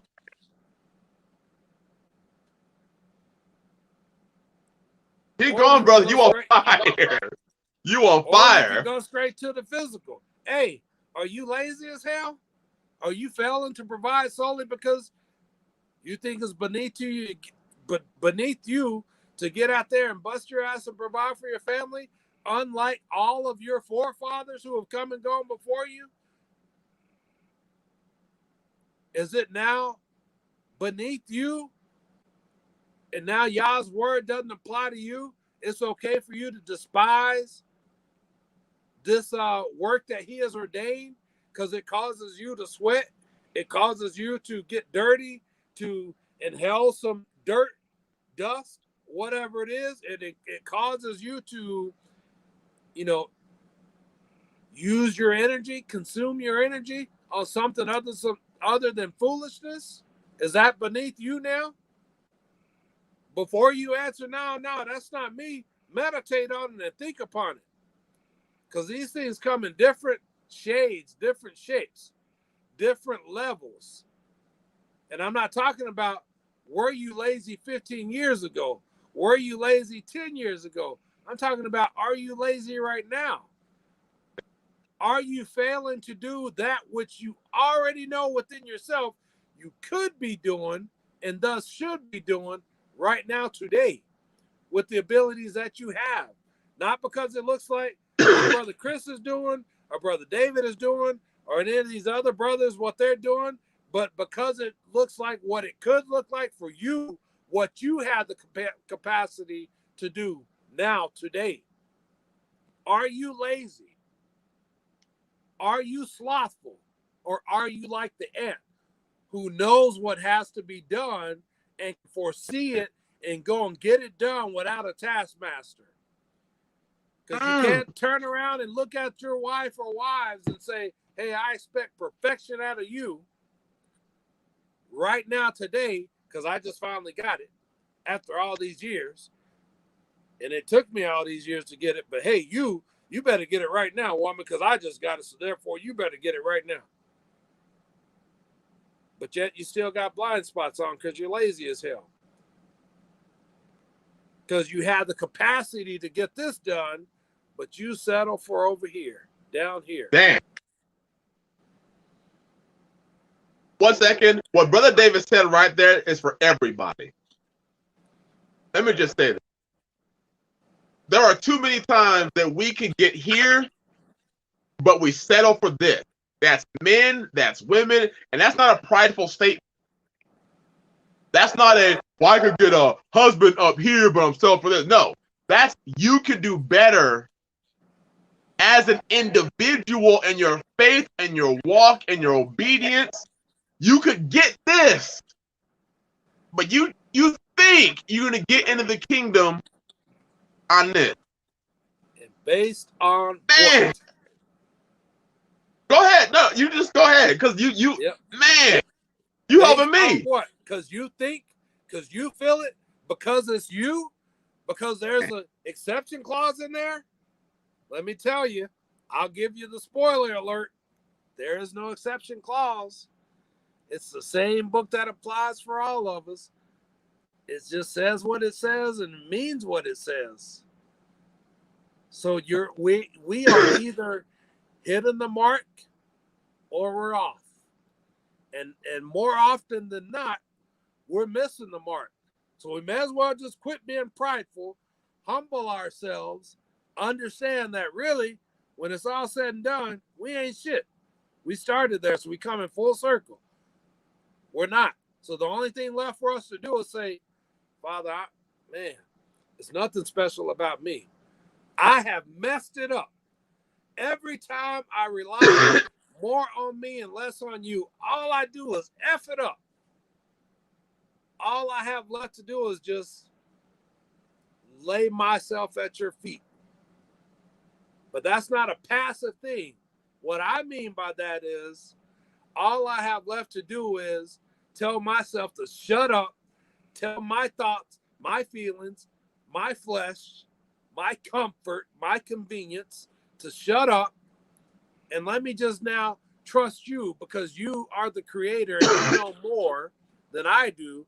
And so therefore, I'm going to do things your way, even if it doesn't make sense to my little short bus mind.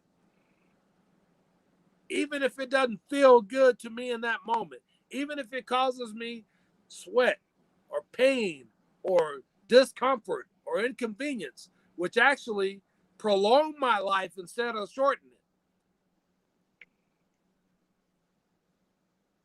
I got a question for you, brother. Yes, sir. What would you say to Brother PP or Palmetto Paratrooper? Do you know who he is? Did you see the video I did probably 2 or 3 years ago with that tall white brother who was like 6'12", Yes, which sir. would also be known as 7 feet? That's Palmetto Paratrooper. I remember. And I say white because I do see color. I see all types of colors.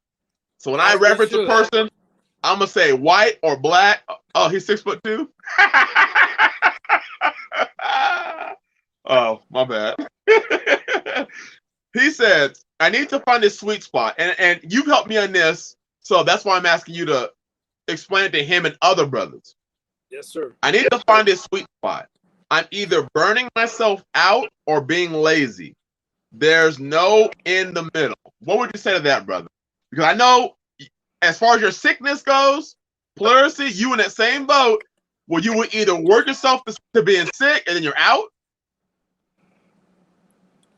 Well, there is no or. I think it's not only just in regards to any illness. I think it's just a matter of balance.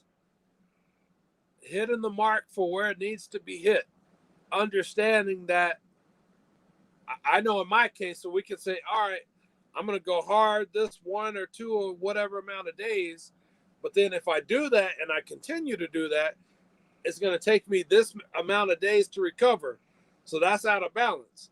So then the best case will be for us to say, hey, I see the pattern. I know that I only have this much. It's only so much get up because I ain't getting any younger. This is the amount of what I have.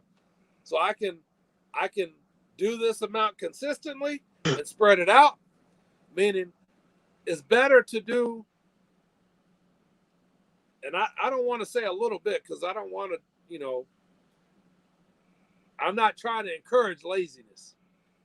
So I don't mean a little bit like, hey, go up and rake a leaf over and you're done. But you know what you're capable of. I truly do believe that, man. You know what you're capable of, really, when you, deep down inside we do. So we can say, all right, I can't do level 10 every day. If I do, I'm going to burn out, and it's going to take me weeks to recover. So wisdom at some point has to prevail for us to the point that we say, I can do 4, a level 4 of energy, 5-6 days out of the week, and I'm tired, and then I have Shabbat to rest. Or sometimes the task calls for me because we don't always have the choice. We don't always get to dictate what our responsibilities are at this moment. Sometimes stuff happens and, the ass falls in the ditch, so to speak. And now it might take, you got a couple of days of a 10 level energy getting the ass out of the ditch. Okay, well, you understand that and you know that. So therefore, it's not laziness at that point to then allow yourself some time to recover so that you can get back to it. It's the pendulum. One side of it is you're burning too hard, you're just going. And then in my experience in that situation, what will end up happening is you're also making mistakes. Instead of performing with excellence, you're what's the saying? You're basically just doing enough. You're keeping yourself busy, but you're not getting anything done. You're staying busy, but you're not accomplishing anything because you're just spinning your wheels. You're taking 2 steps forward and 3 steps back because of these mistakes that, had you allowed yourself to recover, you would have foreseen these evils. So that there's balance in that. And by these evils now, some of this can come in the form of your family. We can be so busy trying not to look lazy. Okay, go stop. I want all you hardworking men, because I don't know what he's going to say, but I think I know where he's going. I want all you hardworking men to listen to this point he's about to make. Go ahead, brother. So some of this foreseeing the evil, because this is where we get. Satan is very smooth now. He's had thousands of years to understand where our weaknesses are. For some of us, that weakness might just be, hey, hide it under his work boots. He'll never find it, right? For some of us, it might be, hey, find it over there next to your wife or your children. You'll never find it because all you do is work yourself to death. And either side of the pendulum is equally wrong. You have to find the balance. You have to find the balance because we can be so busy trying to appear not to be lazy where you're busy, and you're getting stuff done. But in reality, in accordance to as Yah sees it, you're not getting anything done because look at the quality of your family. Look at the quality of the relationship with your wife or wives and your children. Are you nurturing them? Do you know where they're at and what they're doing? Do you know the state of your flock? Or are they completely running their own program because you're so busy trying to appear non-lazy? You're trying to appear to get stuff done. So again, we're talking about balance where you literally take the time to understand, first of all, what is the vision? What is the vision? Who gave you that vision? Did it come from your wife? Yah forbid. Did it come from your child? Yah forbid. Did it come from your friend or friends? Yah forbid. If it didn't come from Yah, repent. Fall on your face and find out what it is that he has for you to do. That will be step one. Then when we understand what it is that he has for us to do, then we can start to plan that out. Okay, this is what I need to get accomplished. And now I need to find that perfect balance where I don't want to burn myself out to the point where now my family is at risk. I'm susceptible to missing things within them because I'm too busy, too busy getting stuff done to the point that I'm ignoring them. That's one end of the pendulum. And I don't want to be too busy on the other side of the pendulum where, hey, if you want to hide something, hide $1 million from this brother, put it under his work boots because we know he ain't going to get nothing done. You don't want to be over there either, meaning you're too afraid of inconvenience or discomfort, sweat, dirtiness, work, any of these things, which you think, oh, I got to protect myself from it so I can preserve my life. No, that doesn't preserve your life. That's actually the fastest. That is the roadway to death. It's completely upside down and juxtaposed to this world's system and how they would have us to believe. The world would have us to believe, hey, the bed of ease will prolong my life. Nah, it doesn't. It doesn't. That's why Yah ordained the work that he did and told us to do this work because it is our exercise and everything else that we now try to duplicate. Hey, why not just skip all the foolishness and go Yah's ways? I'll just sum it up that way. Old paths, i.e., hey, don't be afraid. I was just talking to one of my children here today. We play hard when it's time to play, but when it's time to work, get out here and bust your ass.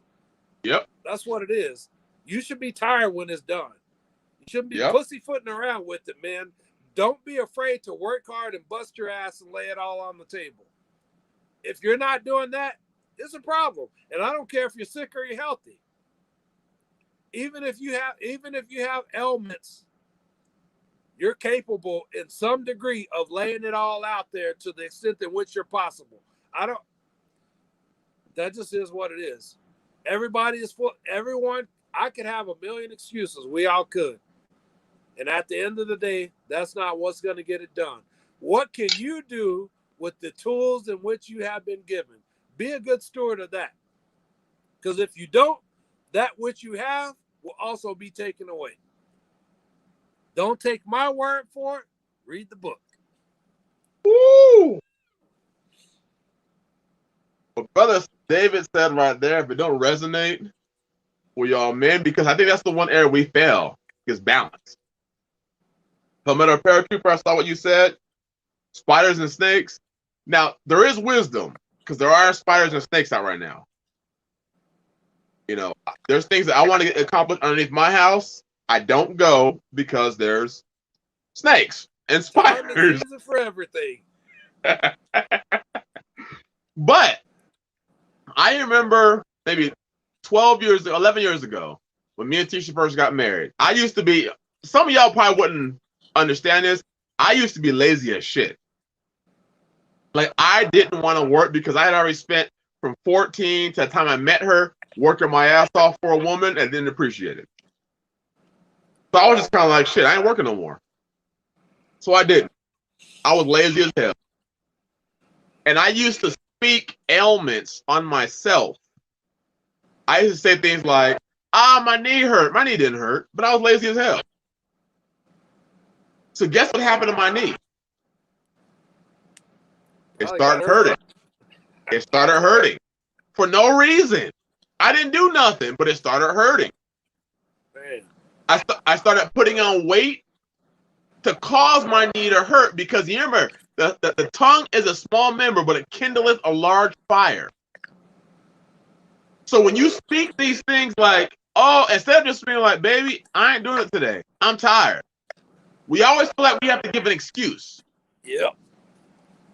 Oh, I'm hurting my knee, or even if your knee don't hurt. Instead of just being like, baby, I'm tired.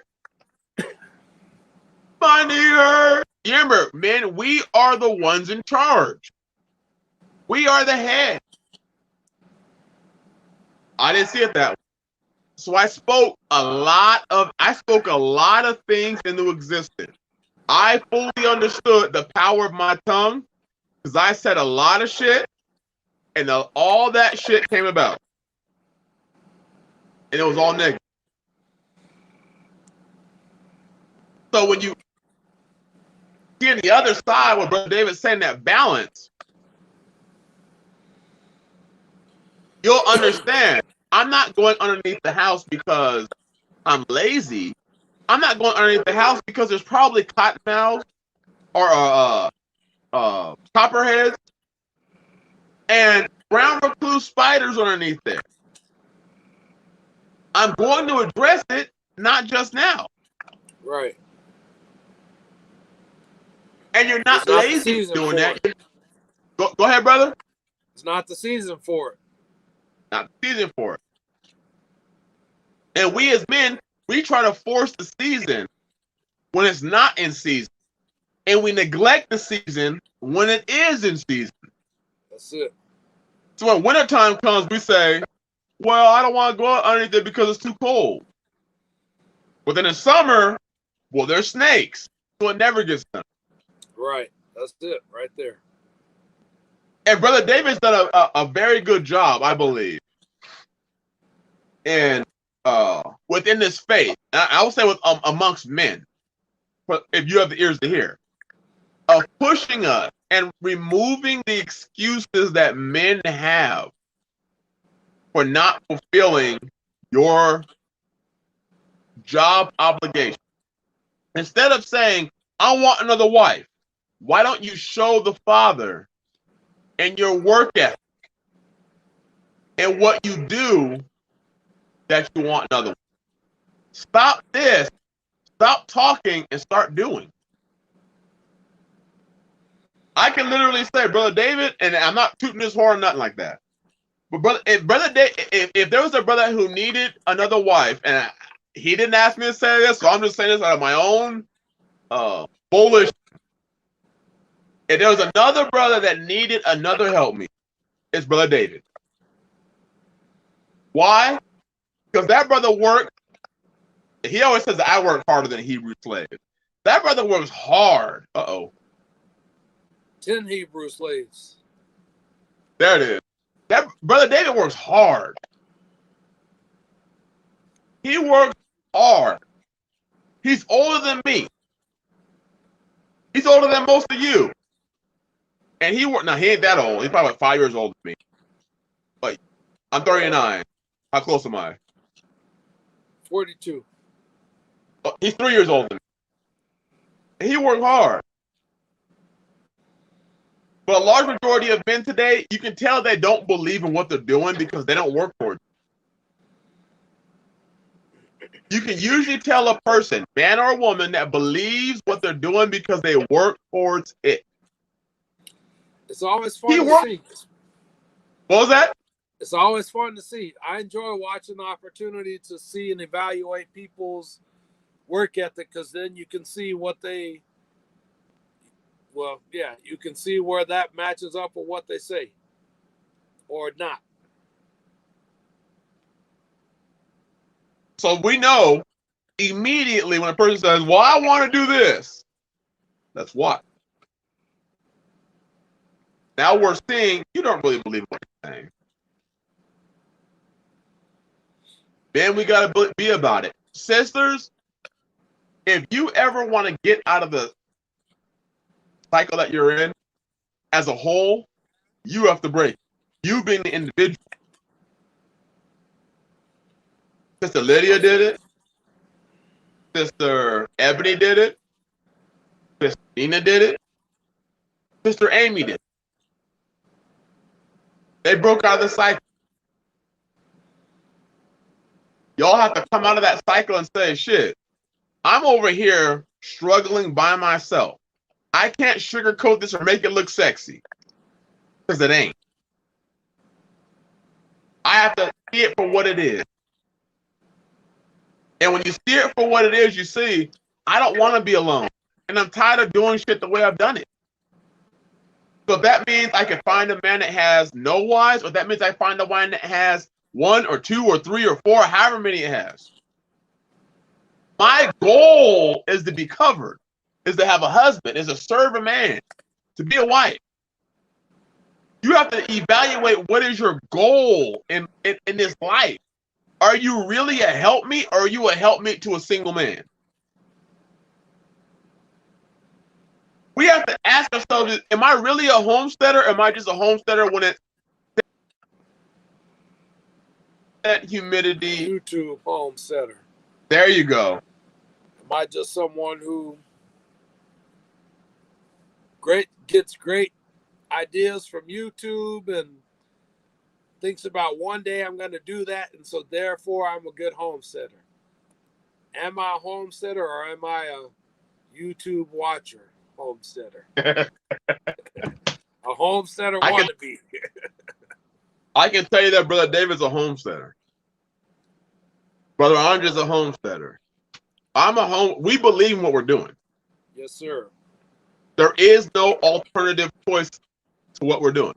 This is where y'all let us. We're doing it. No, and we'll die doing it. We've chosen. This is our, it's called destiny. This is our destiny.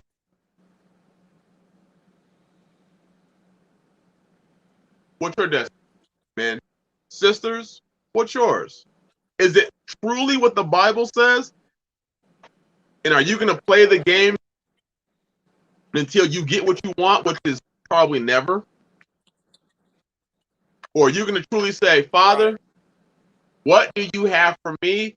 And if you show me, I will do it. Put another way, Do you want to get covered, or do you want to get covered? Oh, Big difference. If you want to get covered, when y'all present you an opportunity, you would take it. If you just want to get covered, that's the equivalent of just wanting to homestead, i.e., you like to watch YouTube videos about it and gather all the information and all the books and all the movies about it, but you don't really want to do it. Vast difference. that's true. Some people they like the idea of getting covered, but when you look at what it would really take for you to make a move, it's not feasible. It's not practical. And that's because you don't really want it. You just kind of like the idea of it. You kind of want it. There you go. You're hoping that your want to want will override your want to not. Right. And it doesn't. That's double-mindedness. And I think that when it comes to y'all, and Palmetto Paratrooper, I would disagree with that, brother. He said, I've been working toward another property, a bigger property. That's probably why y'all has not decided to give me another wife. There's not enough room here. But you ain't living in an apartment. Yeah, bigger does not equate better. In fact, bigger can oftentimes equate overstretched, overspent, overtaxed, over budgeted, over everything else you can over it. So how about just have enough of what y'all gave you, perfect that. Because, brother, you've been here, you've seen the original house, you haven't seen the extension, but I have 3. Everybody's happy. Everybody's happy. Nobody's like, hey, I would be happy if I could just have more acreage. I'd be happy if we had more land for you to have to bust your ass on. Right. Said nobody. Dev Cooper said it takes time to graduate from YouTube University. It sure does. That's true. So, it does. I've been there. Yep, I've been there. So in reality, it comes down to whether you're going to be about it or not. And that's really what it comes down to. If you're a single sister, are you going to be about it? Do you want what you want, or do you want what Yah wants? If you want what Yah wants, you'll probably have exactly what you didn't know you wanted. You'll get that. But if you want what you want, we can tell what you wanted because look at your path. That's it. Look at the result. That's you. Are we the good ground or are we the other grounds?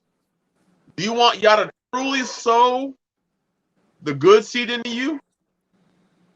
Are you going to bear fruit if he does? If he gave you the opportunity, would you take it? Or would you spit on it? Because remember, it's the same seed. It's the same seed.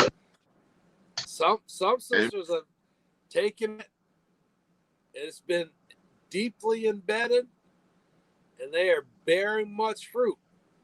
Other sisters have received the same seed, and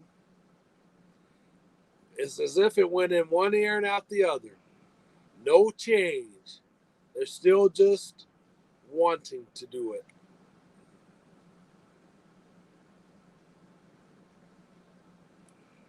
We've gone 4 hours. We hope y'all appreciate it. I thoroughly enjoyed my brother speaking. Last Shabbat, he was so tired that he was struggling to stay awake. That's how he gets it done. I apologize because I had to turn the screen off once last week because I was like, you ain't gotta apologize. This is the reality of what we do. We get that tired. But Brother David had to turn off the screen. And there are times that y'all ever see me disappear. I may just go to the bathroom and sit in the toilet for a little bit and be like, all right, I'm good. Slap some water on your face, slap yourself awake. Come on, we can finish. Yep. Yes, sir. So I hope y'all appreciate it. We thank y'all for being here. please take the words that we said and know that we say them in love, but also at the same time in seriousness. Because at the end of the day, we all realize time is short. Shorter than we realize.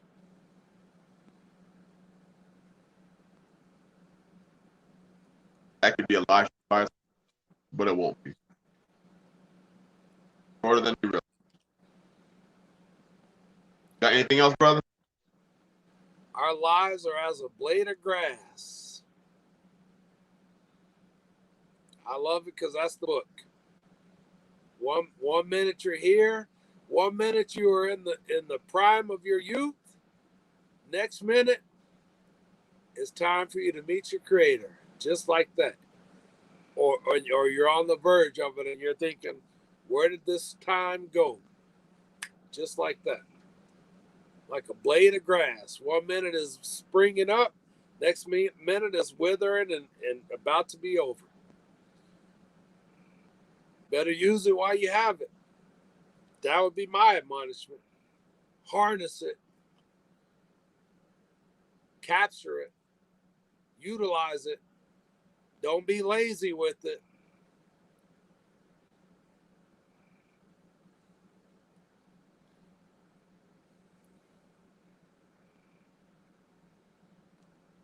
If you're a brother, be about the Father's business. Be about his vision imparted to you. If you're a sister and you're single, hey, humble yourself and get covered. It's really just that simple. Humble yourself and get covered. There is no elevated status of a single woman in the book. It does not exist, and that is for a reason. Humble yourself and get covered if you're a single sister. If you're a brother, humble yourself and be about the Father's business. He ordained the work. It's okay for you to sweat. It's okay for you to have sore muscles. It's okay for you to work hard. It's okay for you to breathe in dust or whatever other stuff that we complain about. Get it done. For the vision that the Father has given to you, for him, through you, actually. For his glory, through you. But don't be deceived 1 minute. Because if you will not do it, hey, Yah being Yah, there's 10 other ones, 100 other ones that will. And we are replaceable. We are. So as men, we need to humble ourselves, die to ourselves through baptism, be raised with him, and let our lives be a reflection of thy will, not my will, be done on this earth as it is in heaven. Meaning, Father, what it is for you to do, for me to do for you, let me do that. Not what I thought I wanted, but what you would have me to do. And die to that and then get it done. Gird yourselves like men and get the shit done. Stop making excuses and get it done. That's it. And then praise Yah for this day of Shabbat, our day of rest. It ain't a day of church. It's a day of rest. Read the book. What Brother David said right there was so true. Hey, brothers, read the book. Did Yah make this day for us to go to church? Or did he make this day for us to rest because we busting our asses?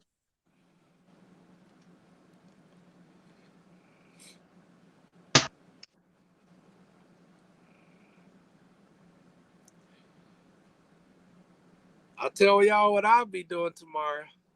I won't be going to any assembly. I'll be resting.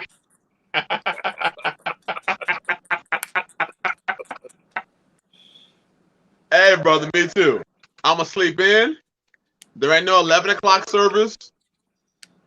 We sleeping in. We're going to wake up after ample rest. And then, hey, they can sleep again if they want to. That's it. Eventually, we'll get to some study. And if not, hey, we have all week to study. Well, I have all week to teach. Right. They have all week. Yes, sir.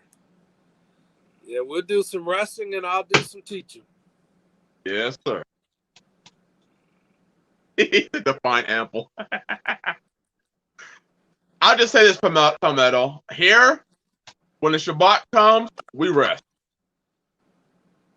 That's our primary focus. Our primary focus is resting, enjoying each other in resting. Sometimes that may be going to the doggone spring or stream or whatever it may be and chillaxing, because the Bible says we are to rest because we worked our ass off for 6 days. Yes, sir. I do it. All right, we done. 4 hours and 5 minutes. I hope y'all enjoyed all the things that were said. Men, sisters, you know, you ain't got to be ashamed. You want to cover it, get it. Stop sitting there playing the game. Stop listening to worldly music. Stop listening to other broke-ass, single-ass women. I'm just... That being said, we hope you all have a blessed Shabbat, blessed day of rest. Woo! There's plenty to eat. 4 hours and 5 minutes. We love y'all. Yep. We love y'all. Shabbat shalom. Rest well. Shabbat shalom.